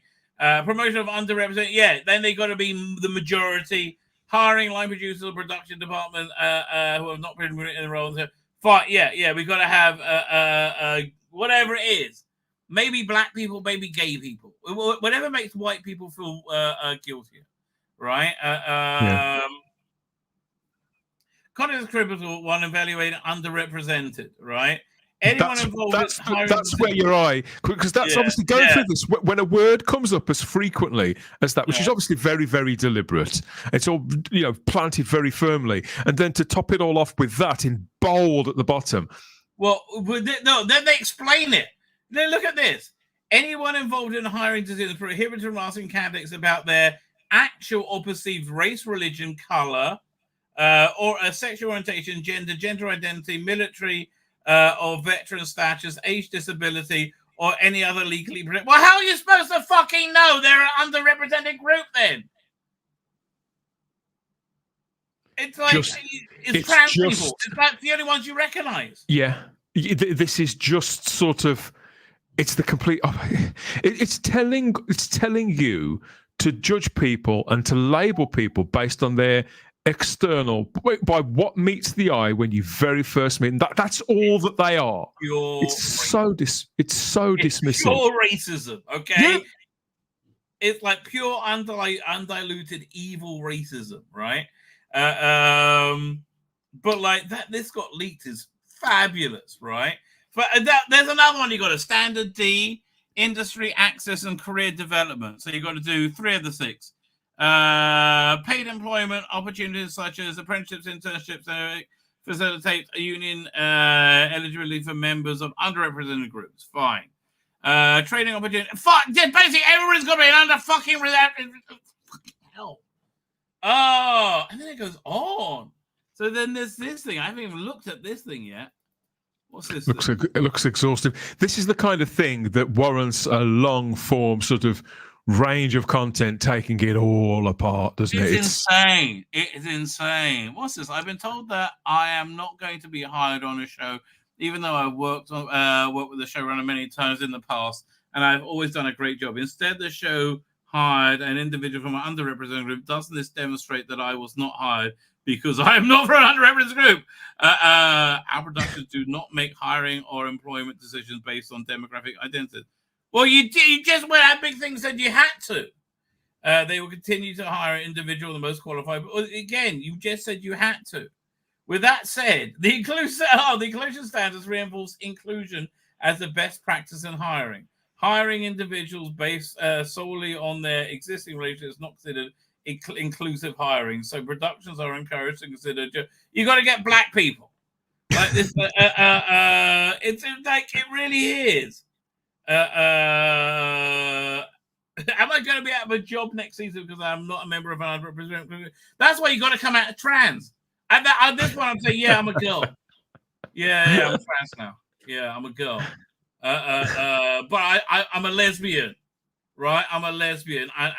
Listen, any lesbians want to have lesbian sex with me by sucking my female cock, they're totally welcome, right? I'll show you how much of a lesbian I am. Happy to do so, right? And then they're fucked because they have to get. Then you're an underrepresented group. Yeah, look, this is insanity beyond insanity. Is it? I mean, this does make for amusing but alarming reading. Is it far further ranging than you expected? If somebody would have said to you in a week's time, you're going to be able to see. Yes, it's worse. Me too. It's worse than I. If at the beginning, right, and I was going over, I'll do my intro today. I said, wouldn't it be weird if suddenly, like, Capaldi's doing a scene and suddenly looks in the camera and says, you know, in 3 years' time, men won't know if having a penis makes you a woman or a man. Yeah, really, that's going to happen. And then go back to the scene. I got to do that when AI comes out. Somebody in the media the other day described men as penised individuals. That's okay. They're certainly dicks. Oh, here. Sorry, let me share this stuff with you. I'm a penised individual. I thought, well, could I get that on a t-shirt maybe, or good on a key ring? I came up with going in a t-shirt the last couple of streams ago. I said, and what's the point? Is that what? Do you think that's what that stood for in the TV show Magnum PI? Magnum penised individual. Oh yes. Well, he certainly acted like he had one. So this is the ongoing Bob Iger thing. Bob Iger strikes back at Nelson Peltz and activist investors, saying they don't understand the essence of Disney. You fuck Disney beyond you. Okay, remember that scene in Pulp Fiction, right? When they're raping Mr. Big, whatever his name is. Right, that's Mickey Mouse over a fucking barrel, and you've been fucking Mickey Mouse up the arse. Oh, Lord above. You have no fucking idea what you're doing, you fucking fuck nut cunt. How much else? What have you succeeded in? Like, really? You fucked up Indiana fucking Jones. How much of a fuck nut moron do you have to be able to do that? No, you're absolutely right. I think that screwing up Star Wars, a lot of people could have screwed up Star Wars, but screwing up Indiana Jones does take a particular kind of dickhead. Yeah, I mean, honestly, you need a guy with a freaking bullwhip and looking cool. I recast it. Like, how the fuck did you not know how to do that? Fucking morons. No, let's make it about Phoebe Waller-Bridge. Really? No. I mean, imagine paying a hooker, right? And you go to have sex and you want to put a fist up your ass. I'm like, I didn't pay for that, so this is the only thing I do. No! I don't put a fist up my fucking ass. Yes, you'd make your excuses and leave, wouldn't you? It's that simple. I wouldn't even ask for my money back. At least not all of it. Well, it depends which hand she was holding it with. Exactly. But like, this is insane. Anyway, so this is apparently, I love this story here. The acolyte showrunner Leslie Headland accused of being part of the Lucasfilm campaign. I mean, look at that woman. She looks perfectly normal. I'll tell you, I've given her such a pass in the past, right? I really have. Because She did a show on Netflix, which I thought was very good. Russian Doll, first season Russian Doll. Oh yeah. I never saw it, but I did hear a lot of good things about that.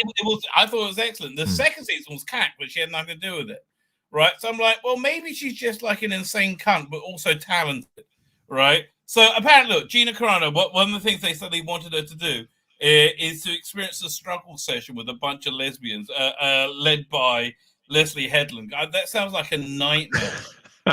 And she's like, no, fuck off. Oh, Lord above. Why wouldn't she go for that? Why? It's so strange.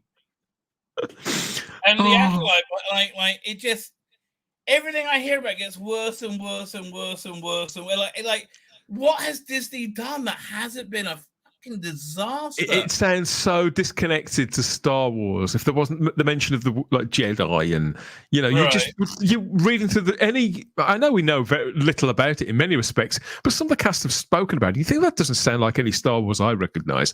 So I'm totally dialed out on anything that.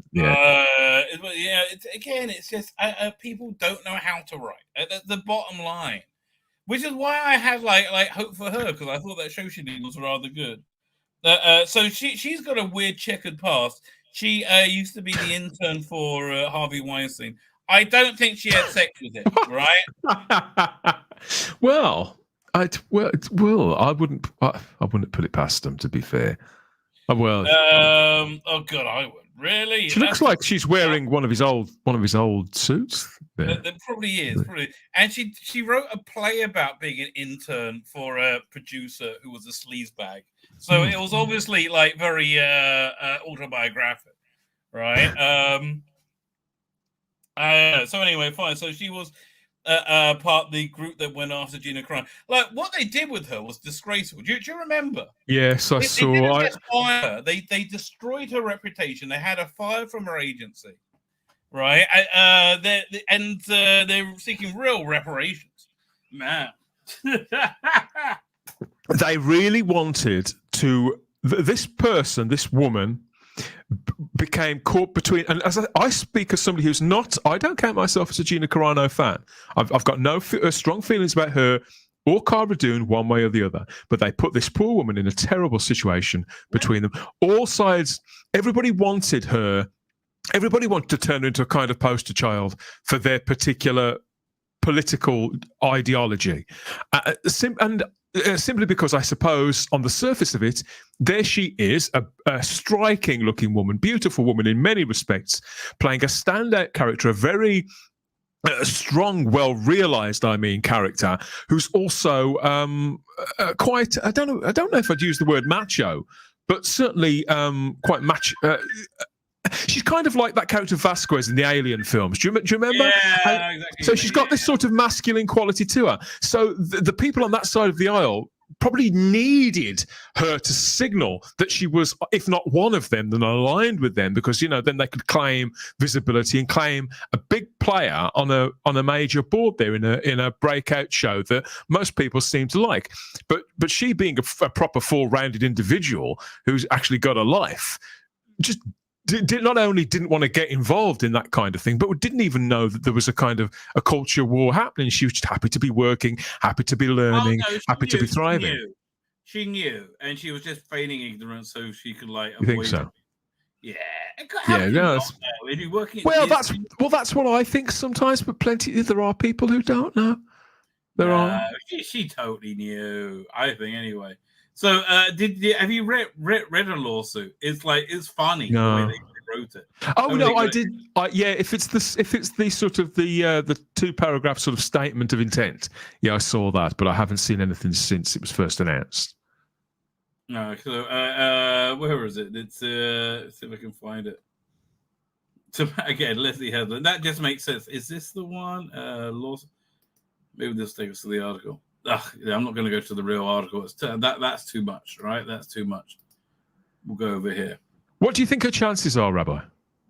Oh, excellent. It's all about where you file, apparently. So if they file in California, 0. If they file in, Somewhere else in Florida, probably 100%. It all depends where you find. There's no legal system left. I got kicked out of most sci-fi fan groups on Facebook years ago when Jodie Whittaker was Doctor Who and Star Trek Discovery was like a big thing. Yes. So I got kicked out of a lot of groups just for saying that they're all shit. But I've joined a couple lately, a couple of sci-fi groups, and new ones that have sprang up.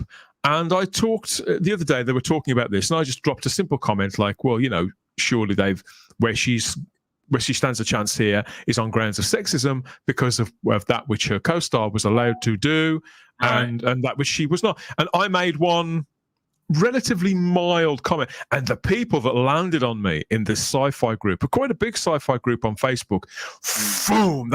I got loads of the laughing face emojis. That's why I don't do anything on Facebook. I did it as a barometer, really. I thought, well, let's test where people are thinking at the moment. My opinion, as I say, was quite what you might call milk toast. But even the mildest thing, which I think they're a lot worse now, right? They're a lot worse. She doesn't stand a chance. She doesn't have a leg to stand on. You're a typical Disney hater. You're this, you're that, the other. Just one paragraph from a group that I joined like 2 weeks ago. It was really eye-opening. Yeah, it's but it's really bizarre that she wants punitive damage, but also she wants to be recast as Cara Dune. How did they come up with that? Again, I think she wants to reinstate the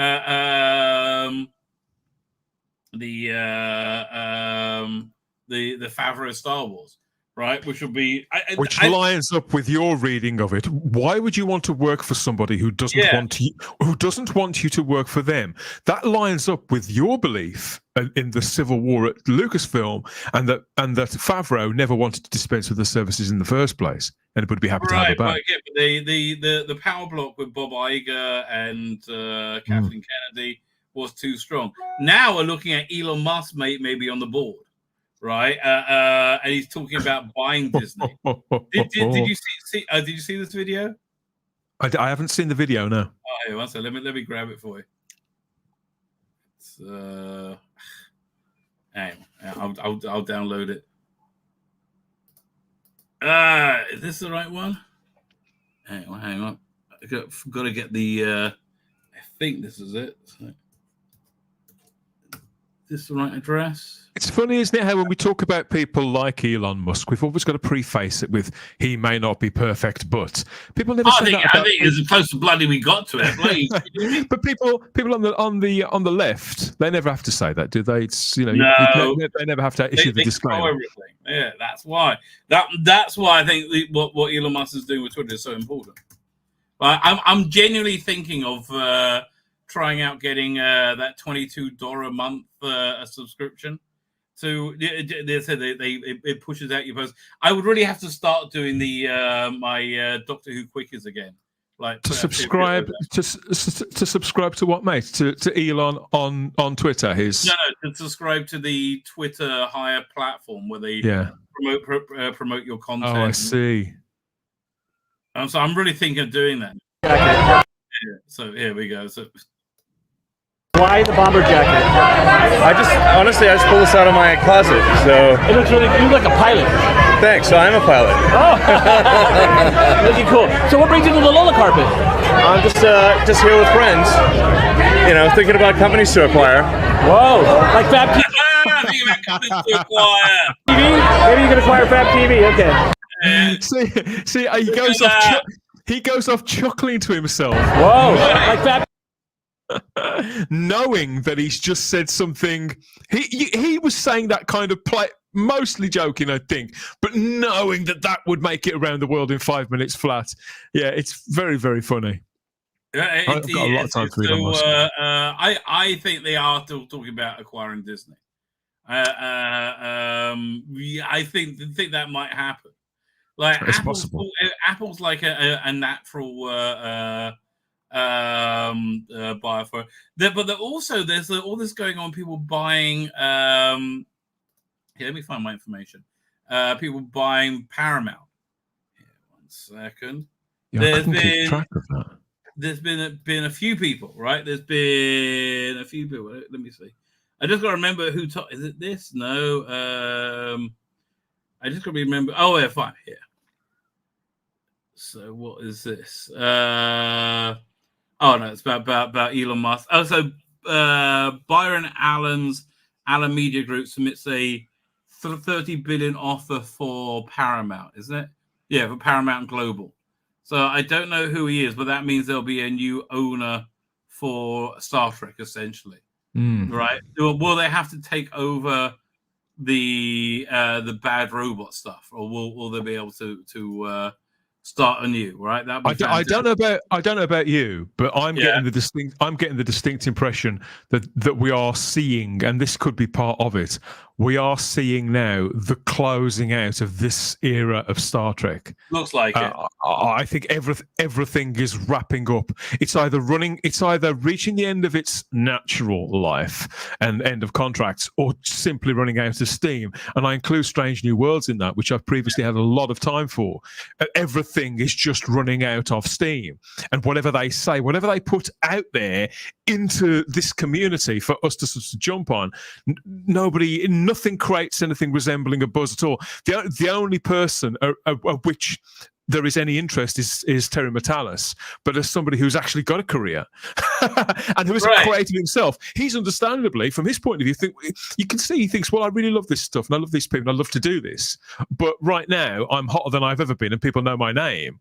So quite reasonably, he's probably prioritising his own career and thinking, there's only so long that I can sit around and wait for that to happen. So he's going to move on in next to no time.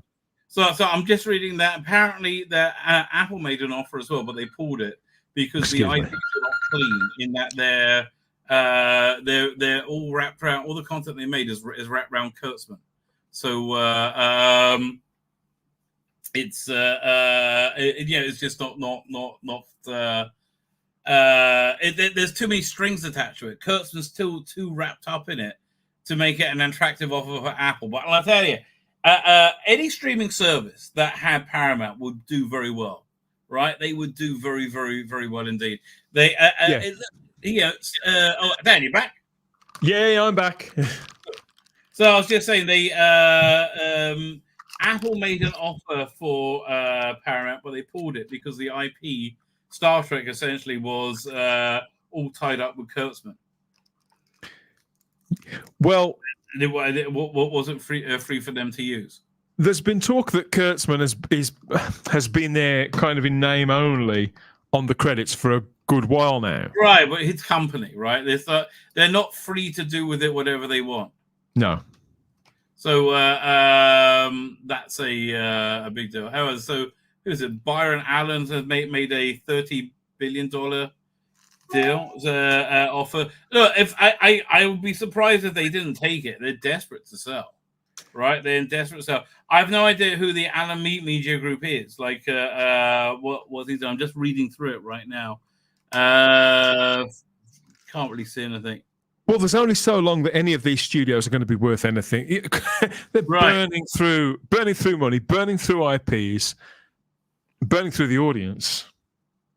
No, that's for sure. What was I going to say? Fine. Are you're on tonight or not? I thought you were, right? Sorry, what was that, mate? Sorry, are you on tonight? I am on tonight. Yes, okay. It's my son's birthday. My twin son's birthdays today, so I'm getting lots of messages. Oh well, they're your twins, so that would make sense. Yes, we are indeed on tonight. We're talking lots of things, including the dearly departed learned Valyard, of course. Oh, Michael Jason. I was talking about him the last stream. What a shadow he left. He was like, how much screen time he had? Like 2 hours max, maybe less. I'd be amazed to see that. Yeah, and he left such an incredible shadow over the entirety of Doctor Who. Like he was really one of the standout, incredible ideas that came out of the Sixth Doctor's time, and his casting was perfect. His voice is fantastic, so dripping with evil. The big thing is great. People still talk about that character a lot, don't they? Considering that he hasn't been on screen for 38 years. Exactly. Yes, talk about it a lot. It's one of the things you see alongside, we all take the mick a little bit, and we've all done it, where it's, oh, could this character be the Rani? In Deer of Armors, they're like, could her character be the Rani? But that's kind of understandable when, being a Time Lord and lots of Time Lords and bring them out of the pack, and it's almost like bringing any monster out of the pack. But with a character like the Valyard, who has only ever been played by the one guy, and he's sort of in his own very specific place. But people say, could bring back the Valyard. Is there time for this? Did you hear about Big Finish's latest recasting? Just announced today? This afternoon, Annette Badland as the toy maker. Oh, really? See, it's not that she's not right for the it's just fuck off. It's the only fucking thing you do, you one-trick fucking pony cunt. Enough already. It's so banal and meaningless. So, I'm glad I wasn't getting this set anyway, right? I'm genuinely glad I wasn't getting this set anyway, but she's a fabulous actress. She's a fabulous actress, and I don't like saying negative things about her association with Doctor Who in any way. But fuck off. It's not about her. It's not even about the toy maker. It's about this incessant, this driving home of this: remove men whenever and wherever you can. And this is right across everything. It's not Big Finish's fault. It's not Titan Comics' fault. It's a dictate clearly coming down from have a license. If you have a license to make Doctor Who in any way, shape, or form, whether it's as a tabletop game or as a set of salt and pepper shakers, you cannot feature. They got to be lesbian salt and pepper shakers, right? Yeah. That's all you get. That's all that worries about. They gotta be gay. Amidst all of that, but there'll be time for merriment as well on Type 40 Live, as always. Not least of all because we know for a fact that Michael Jaston himself wouldn't have had it any other way. So I don't think it's all going to be glum, and that we'll all be dressed in black. Although that probably would have been appropriate. I guess, yes. I agree with you. It's just a wonderful voice, like absolutely wonderful voice. Yeah. Right, so this is on. It's just over an hour, right? Just over an hour. So I'm going to disappear in a puff of smoke and go and get ready for that. So I hope to see some of you there, and and I'll catch up with you in a few days' time. I hope, Rabbi. All right, very good. Toodle pip. Thanks for joining. Thank you, everybody. Bye. Right. All the best. There we are. There you go. Still there. Fine. So I promised to get to a bunch of reviews, which is what we're going to do, right? First, share screen. So, first review. Now, I didn't buy this, right? Somebody lent it to me, and I said to myself, if it's good, if it's worthwhile, I'm going to buy it. I didn't buy it. All right? I am so fucking glad I didn't buy this. Oh, I'm so glad I didn't buy this. Okay, so generally speaking, there's a lot of very strong elements in this box set, like very, very strong elements. Jonathan Carey's War Doctor is superb, right? Here's John Hurt. Just they could do him as an old War Doctor as well. He sounds like him, right? He just and he gives a strong performance every time, right? Louise Jameson really trained him. And she did a very, very good job. And she was very instrumental in the first 4 box sets, which I think really set them apart and made them an excellent range. Then they followed up with these 2 more box sets, and it seemed like that was it. The reason that I got the thing that pushed me over the edge was Sontarans and Routons was they're doing a Jonathan Carey one. So I was very happy about that. But then they did this follow-up 2 box sets, and they're just real failures. Now, but this has really great elements in it, but there's one thing that makes it totally fail, right? Totally fail. And what the great elements are, Jonathan Carey, you've got all the Time War setting that they've built up very well. They got Tamazan, and you got Screaming Daleks. Nicholas Briggs, Dalek Time Strategist, and the Emperor working together, internal Dalek politics. All that is great, right? Paul McGann is okay in it, somewhat unnecessary, and somewhat kind of thrown in as an afterthought. But what's the problem with this box set? It's the same problem with the last box set. There's it's all the Doctor isn't the main character. The main character is called Case, a very unremarkable Dalek human hybrid thing, super warrior, a stunning and brave, not white woman who's the bestest ever, right? And is the key to everything. So look, they introduced this character in the initial 4 box set run, I think the second one, and she was okay as a one-off side character, right? That really worked. That was fantastic. Well, not fan. That was okay, right? But then bring her back purely because she's was a not white male. And she just and they built this entire 2 box sets around her, and she just isn't a strong enough character to maintain it. The War Doctor is a supporting character in this, and she, this Case character has all the agency, and everything revolves around her. And I couldn't give a shit about this character, and I did so and it didn't really work that the Doctor. The War Doctor, whatever, just cared so much about this character. It didn't work at all. And frankly, she gave the weakest performance. She wasn't just like a character that was mediocre. She gave like the weakest performance of anybody on this set. Right? It was just a complete fail. Right? It was just a complete and total bloody fail. Sadly, because again, a lot that was very good about this. So the character is a like super warrior, battle bot hybrid, part Dalek, part human, and there was the Doctor's companion, sort of, and then in the by the end of the last box set, right? She had been tempted to join the Daleks and been betrayed by the Doctor. So she was like the start of this one, she was happily working with the Daleks, right? So again, the good is very fucking good. Nick Briggs, excellent, right? Really, really good as a time strategist Dalek, and there's a facilitator that like just really, really, really great. But then she's like this like dull street, very boring character, right? Genuinely boring character. Like, you know what would have worked better if it was a character we cared about, right? If it was Jamie had been like a clone of Jamie had been made into a cyber warrior or something like that, and the Doctor been working with him, and then got usurped by the Daleks. That or Leela or Brigadier there's so many people they could have done this with. And this character, she's just not good enough, right? Bottom line, she's just not good enough. Jonathan Carey, Beth Chalmers was in it. She is pretty good.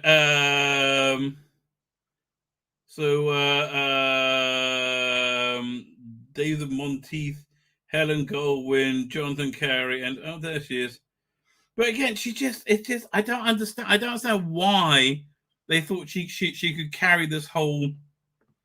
Because she just can't. Okay, bottom line, it's because it would have worked better as a male. There's so many things that would have been. In fact, there was one of the stories I was listening to and said, wait a minute, the only bloke I've heard in this story is the War Doctor, right? And they kind of put him in begrudgingly. So look, again, I'm very happy the character's continuing in Sontarans versus Routons. This was a huge, massive, wasted opportunity. Very, very upset by it. The inclusion of Paul McGann in this was entirely frivolous and unnecessary, as normally is the way. I mean, I remember they did the Paul McGann Time War box set with Michael Jaston in it, and he was in it at the end for like, it should have all been about him. Oh, so annoying. So anyway, so the first one's called The Hybrid's Choice, is written by the actress who plays the character, and it's so indulgent. Oh God, there's a lot this time when she goes back in time and meets her younger self, and the younger self doesn't recognize her, even though they sound freaking identical. And it's all about this character, Case, and I couldn't give a shit about the case. So the War Doctor believes Case is dead, but her true fate may be worse. Embracing her Dalek nature, recruited to the enemy's cause, but serving her new masters is not easy. The Dalek time strategist knows that Case in herself is in conflict and seeks a way to seal her fate forever. Yeah. So, again, the scheming Daleks, that was all great. Anytime you hear Jonathan Carey, that was great. This screeching, bloody idiot character nobody gives a shit about, not so much, right? Fear Nothing by Mark Wright. The War Doctor's search for Case is diverted by Commodore Tamazan, summoning him against his will in a remote TARDIS dry dock facility to the very edge of the Time War. So yeah, this was quite a good one. She's made this like these very dangerous war TARDISes, right? So this is the sort of story I like. It was just really ruined by this Case character going all the way fucking through it, right? But I like the idea of this. It was kind of like a it was kind of sort of like Die Hard by the end of it, which was kind of cool. Tamazan has a dangerous proposition, but what's a true agenda? Case has been unleashed by the Daleks to eliminate the key a key Time Lord asset, an asset who could change the course of Time War with nothing to lose. Case is nothing left to fear.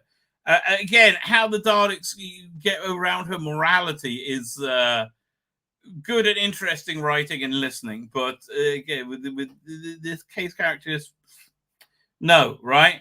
Cases with the Daleks, where her employer is yet to be convinced of her effectiveness as a weapon. The Dalek time strategist will not give up and takes Case to a secret facility for readjustments. The War Doctor will not give up either. He hopes that he can be rescued, but he is not the man he was, and he may not be the man to save her. So they introduce another Doctor-esque character called the Nurse, I think, in this. Good character, right? Good character, and good character, well cast. The inclusion of McGann again it seemed frivolous and pointless, right? It seemed like just bolted on. I can tell you, I'm very glad I didn't buy this.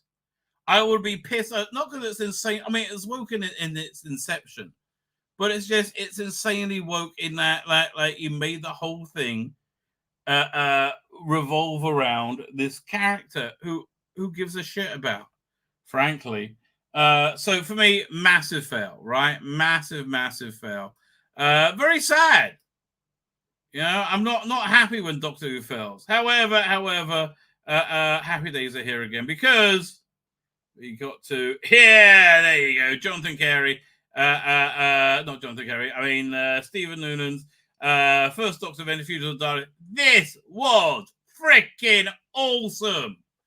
Oh my god, awesome. The only thing I don't like about it is the cover, which is kind of like the identity for this range. So I like they have a visual identity. For me, it's not really working, right?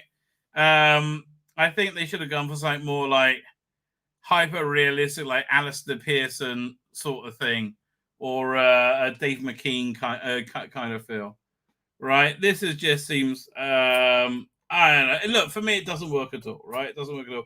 What does work is the story. Well, firstly, the Stephen Noonan's Doctor is so insanely well observed. Like they keep even about how much work he puts into it, and oh boy, does it show, right?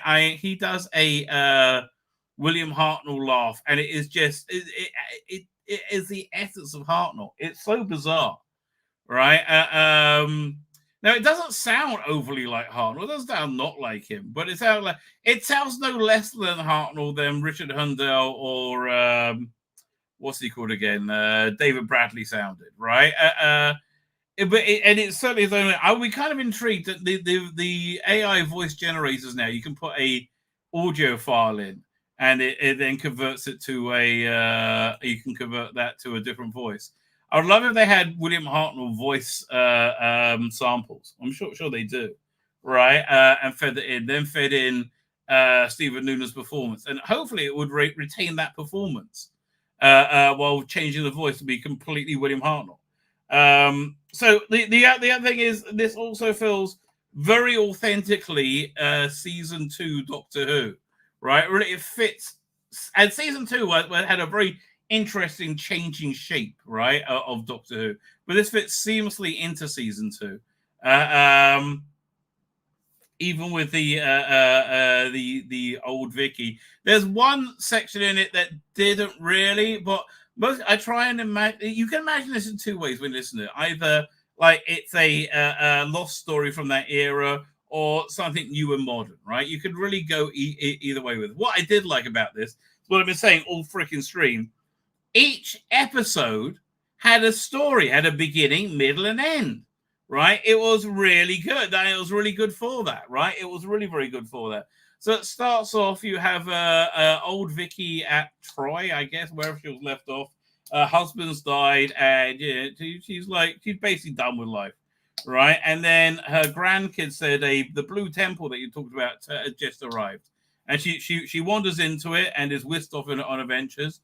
And she meets up with the First Doctor. Old Vicky with the First Doctor works very well, right? It works very, very well. And it's soon. One thing they should have done, I thought they'd do a synopsis for each episode, because each episode is its own little story. It's very similar in structure to The Chase, and it's very much a direct sequel to The Chase. There's a twist you find out at the end of episode 4, which is so freaking obvious. I don't want to spoil it, but it's so freaking obvious, right? But Stephen Noonan does a very, very good job with it. What's the name? Shows up at episode 3 or 4. I think it's episode 4. Dodo, as played by Lauren Cornelius. I tell you, the one thing I missed about this is the First Doctor Dodo companion, the Stephen Noonan, Lauren Cornelius Doctor companion, because that is such a real proto essential Doctor companion pairing, right? It's worth into the older box sets because of that, right? It's really, really excellent, right? I think it's really genuinely excellent. If I was the artist who did the cover, I would offer to do a fresh cover for the download version for the first box set. So you had continuity. I would offer them that. Anyway. So each episode has its own little mini story. Like there's one episode where they end up with Custer's last stand, and pretty soon on you find out they're being. Firstly, the doc doesn't really know how he got there, what's going on. We don't know where Dodo is. He doesn't mention Dodo. And there's a lot of things the Doctor doesn't really realize, which seems a bit strange. They're being chased by the Daleks again, but right out of the chase, right? It's probably the same Dalek squad, but it seemed to be. And again, the Daleks have distinct personalities and different, I think, very good job done there, right? Really, really excellent job done there. Again, it's very hard to talk about without spoiling it, but when the shock revelation happens, you're not sure what really happened to the Doctor. He vanished from the TARDIS at the end of the last episode, the last box set, and when you finally get back to that storyline and find out where he is. That's very clever, right? And also, it's incredible. You can kind of just from Stephen Noonan's performance, you can hear that twinkle, right? That little twinkle in the First Doctor's eye, especially the season 2 Doctor, right? When it wasn't Susan, Ian, and Barbara anymore, he sort of moved on and he definitely lightened up. So yeah, there was much of it that I very much enjoyed. For me, this is very authentic Doctor Who. If you like this era, really worth checking out, right? Really, really, really definitely worth checking out. I wish they had a synopsis for each story, right? For each episode. Because it was really good. Again, I love that they all had their own kind of mini story. The first episode was, let me think. The first episode they turned up at Troy and there was a mystery of what the Doctor's going on, what's happening with the Doctor and what's going on the time. There was a room where the monster was in, and they trapped it in, but they couldn't take it out. They couldn't let it out. Then the second episode was a really interesting little episode about this lost space station, right, where people have been on it for a long time. It turned out, a lot of this box set is what happens when when androids or robots or duplicates don't know that they're androids, duplicates, or robots, right? That was an ongoing narrative throughout. But yeah, so essentially, there's this big twist that again I found very, very obvious. After it happens, you get some really lovely character development from the Doctor, right? There's several different representations of it, but you've got some really lovely, interesting character development that works both as the character that is that the twist reveals it to be, and also as a character that that is the first Doctor. It's very, very traditionally the first Doctor. So as I said, at the end of this last box set, the Doctor gets sucked out the TARDIS, right? And a lot of that's dealing with it. But you don't resolve what's really going on with that. So there was all the doom and gloom recently, spread by me, right? Because I totally believed it. 100% totally believed it, that the Big Finish were on their knees. Well, they announced a whole bunch of new projects, so probably not, right? They're probably doing okay. I don't think it's been recorded yet, but it's definitely written and ready to go. The next volume of that, which deals with that arc, right? Which deals with that whole little series. I think so anyway, unless it goes a little longer. Jonathan Morris again did the script, excellent work. Production credits, directed Nicholas Briggs. Yeah, you can tell, right? You could really genuinely tell. Jonathan Morris right here did an excellent job. Here, let's look at the trailer. Second share screen. Video file.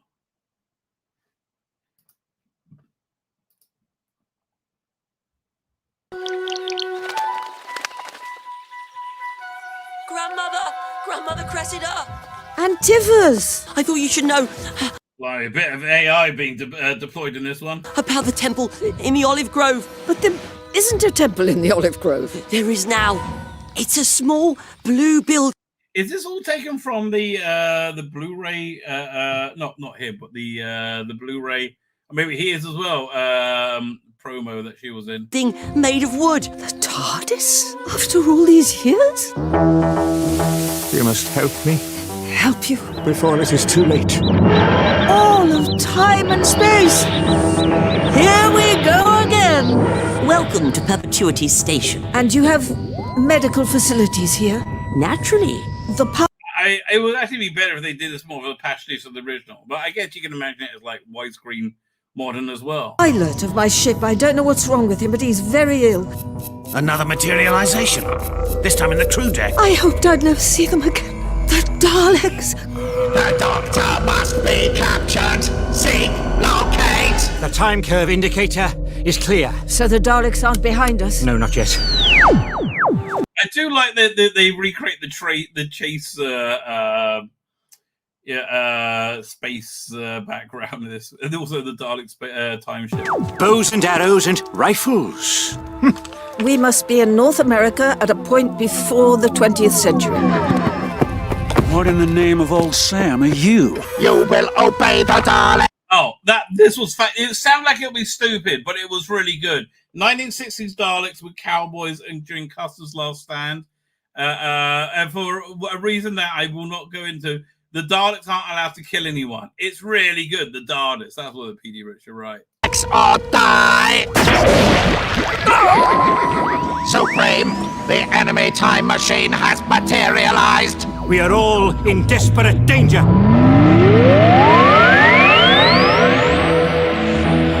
It's really good. Okay, they should have more Stephen Noonan in it, but that trailer did it was actually worth it, right? It represented what it was. Yeah, so that's a recommend, right? That's right. What am I not? Well, something I was going to review, but I totally forgot what it was. Right, so many things I didn't get to. Oh, let's do the Walk of Shame, right? The Walk of Shame and things I didn't get to. Firstly, I got to review Ted, right? Maybe we'll do that Saturday night, right? Saturday night, who knows what we're going to. So we did that. Yeah, we didn't get to the whole weird tranny shit, right? Katie's who couldn't come to terms with their sexuality share how they removed their breasts and genitals in the false hope that becoming transgender would cure them, as concerns mount about gender affirming care for children is homophobic. I tend to agree it is, right? We didn't get to that. Oh, this is funny. Dakota Johnson says Hollywood is fucking bleak. And streaming service against don't trust creative people. Calls Nepo baby talk annoying and boring. I have no idea what Nepo... But look, darling, you creators are fucked up relentlessly. I'm sorry, honey. Fucked up relentlessly. Disney drops 1.3 million subscribers amid price hike. Wow. Streaming losses shrink by 300 million. That's still pretty bad, darling.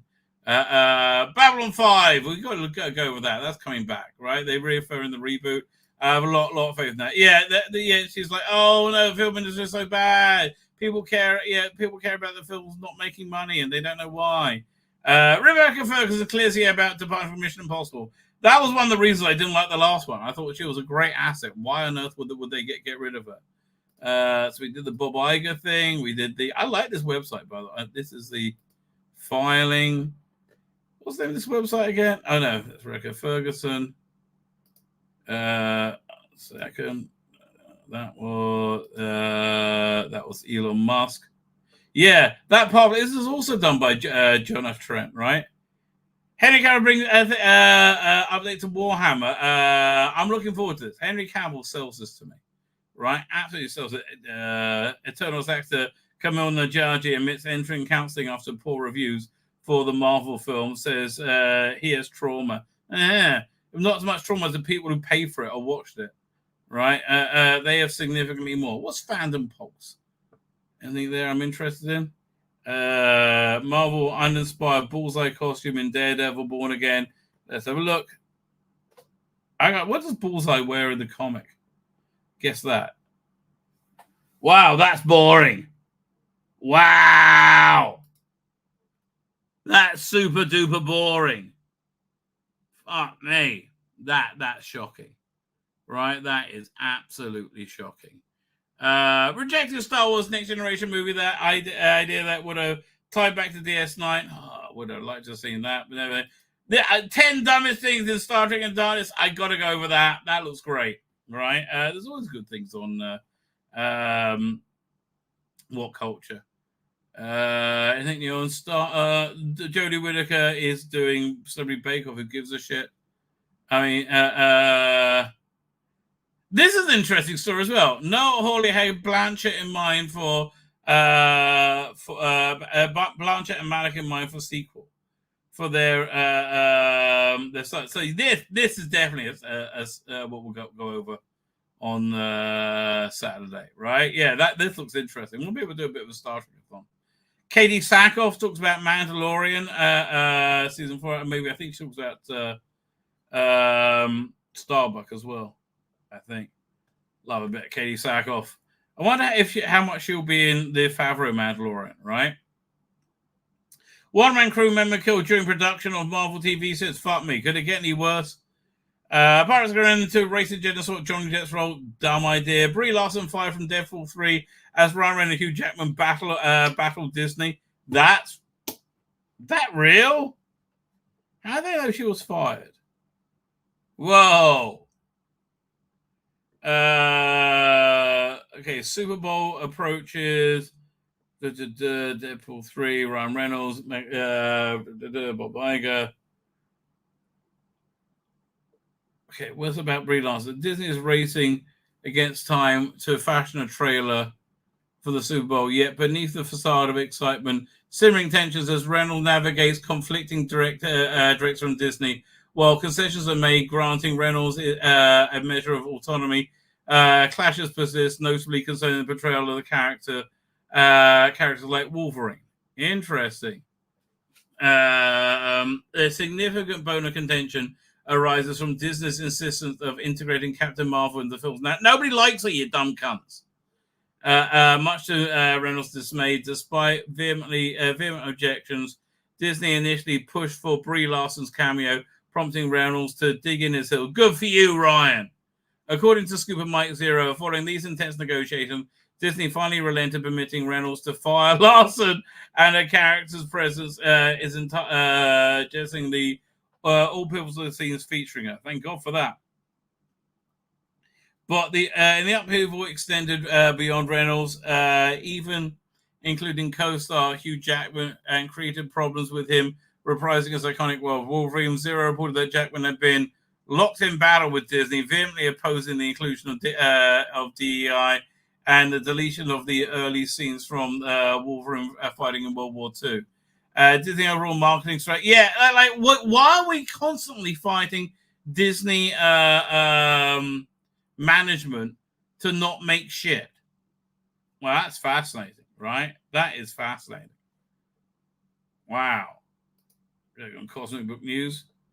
Disney updates. Disney confirms big failures for Star Wars, Marvel's. That's it.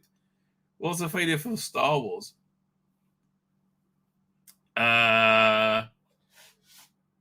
Laying down the law. What's this?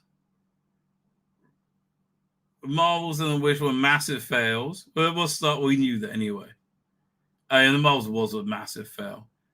So it's continued to decline. Yeah, everything just keeps on getting smaller and smaller, Disney. Oh man, totally killed it. I will one day get to the Erin Moriarty story, right? Well, one day it will happen. What's this one? Close. Piss off. There you go. Update. Hang on. Our goal director Matthew Vaughn will bring Henry Cavill back to the role of Superman with a Red Son adaptation. Fuck me. Yes. That would be huge. He'll be great in that as well.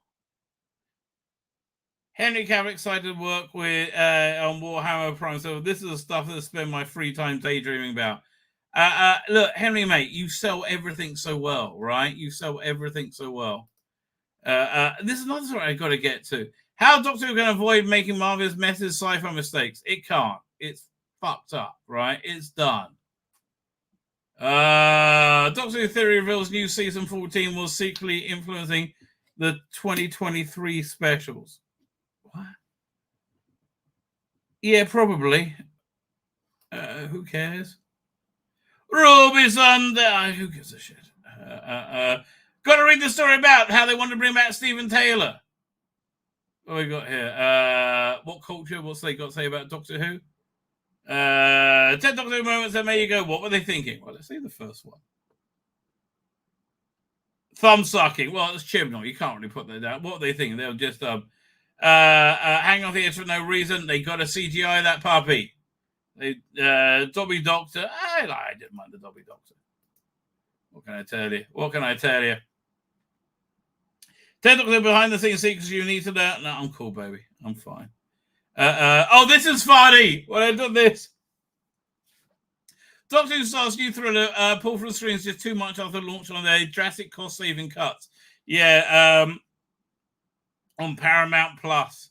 The Jodie Whittaker's TV show, which looked like shit, was taken off. Nobody watched it. Nobody cares. Because it was shite. Right? Because it was shite. And Millie Gibson continues to be gorgeous. Fine with that, ladies and gentlemen. I'm wrapping up. Which Star Trek 4 am I? Well, you know, we will go over that on Saturday, right? I will spend time Star Trek 4ing on Saturday, and what other bollocks comes our way, ladies and gentlemen. Fine with that, I'm going to wrap up. Good evening, good afternoon, morning. Head over to Dan's stream coming up in a half an hour. I'm going to hit the Emperor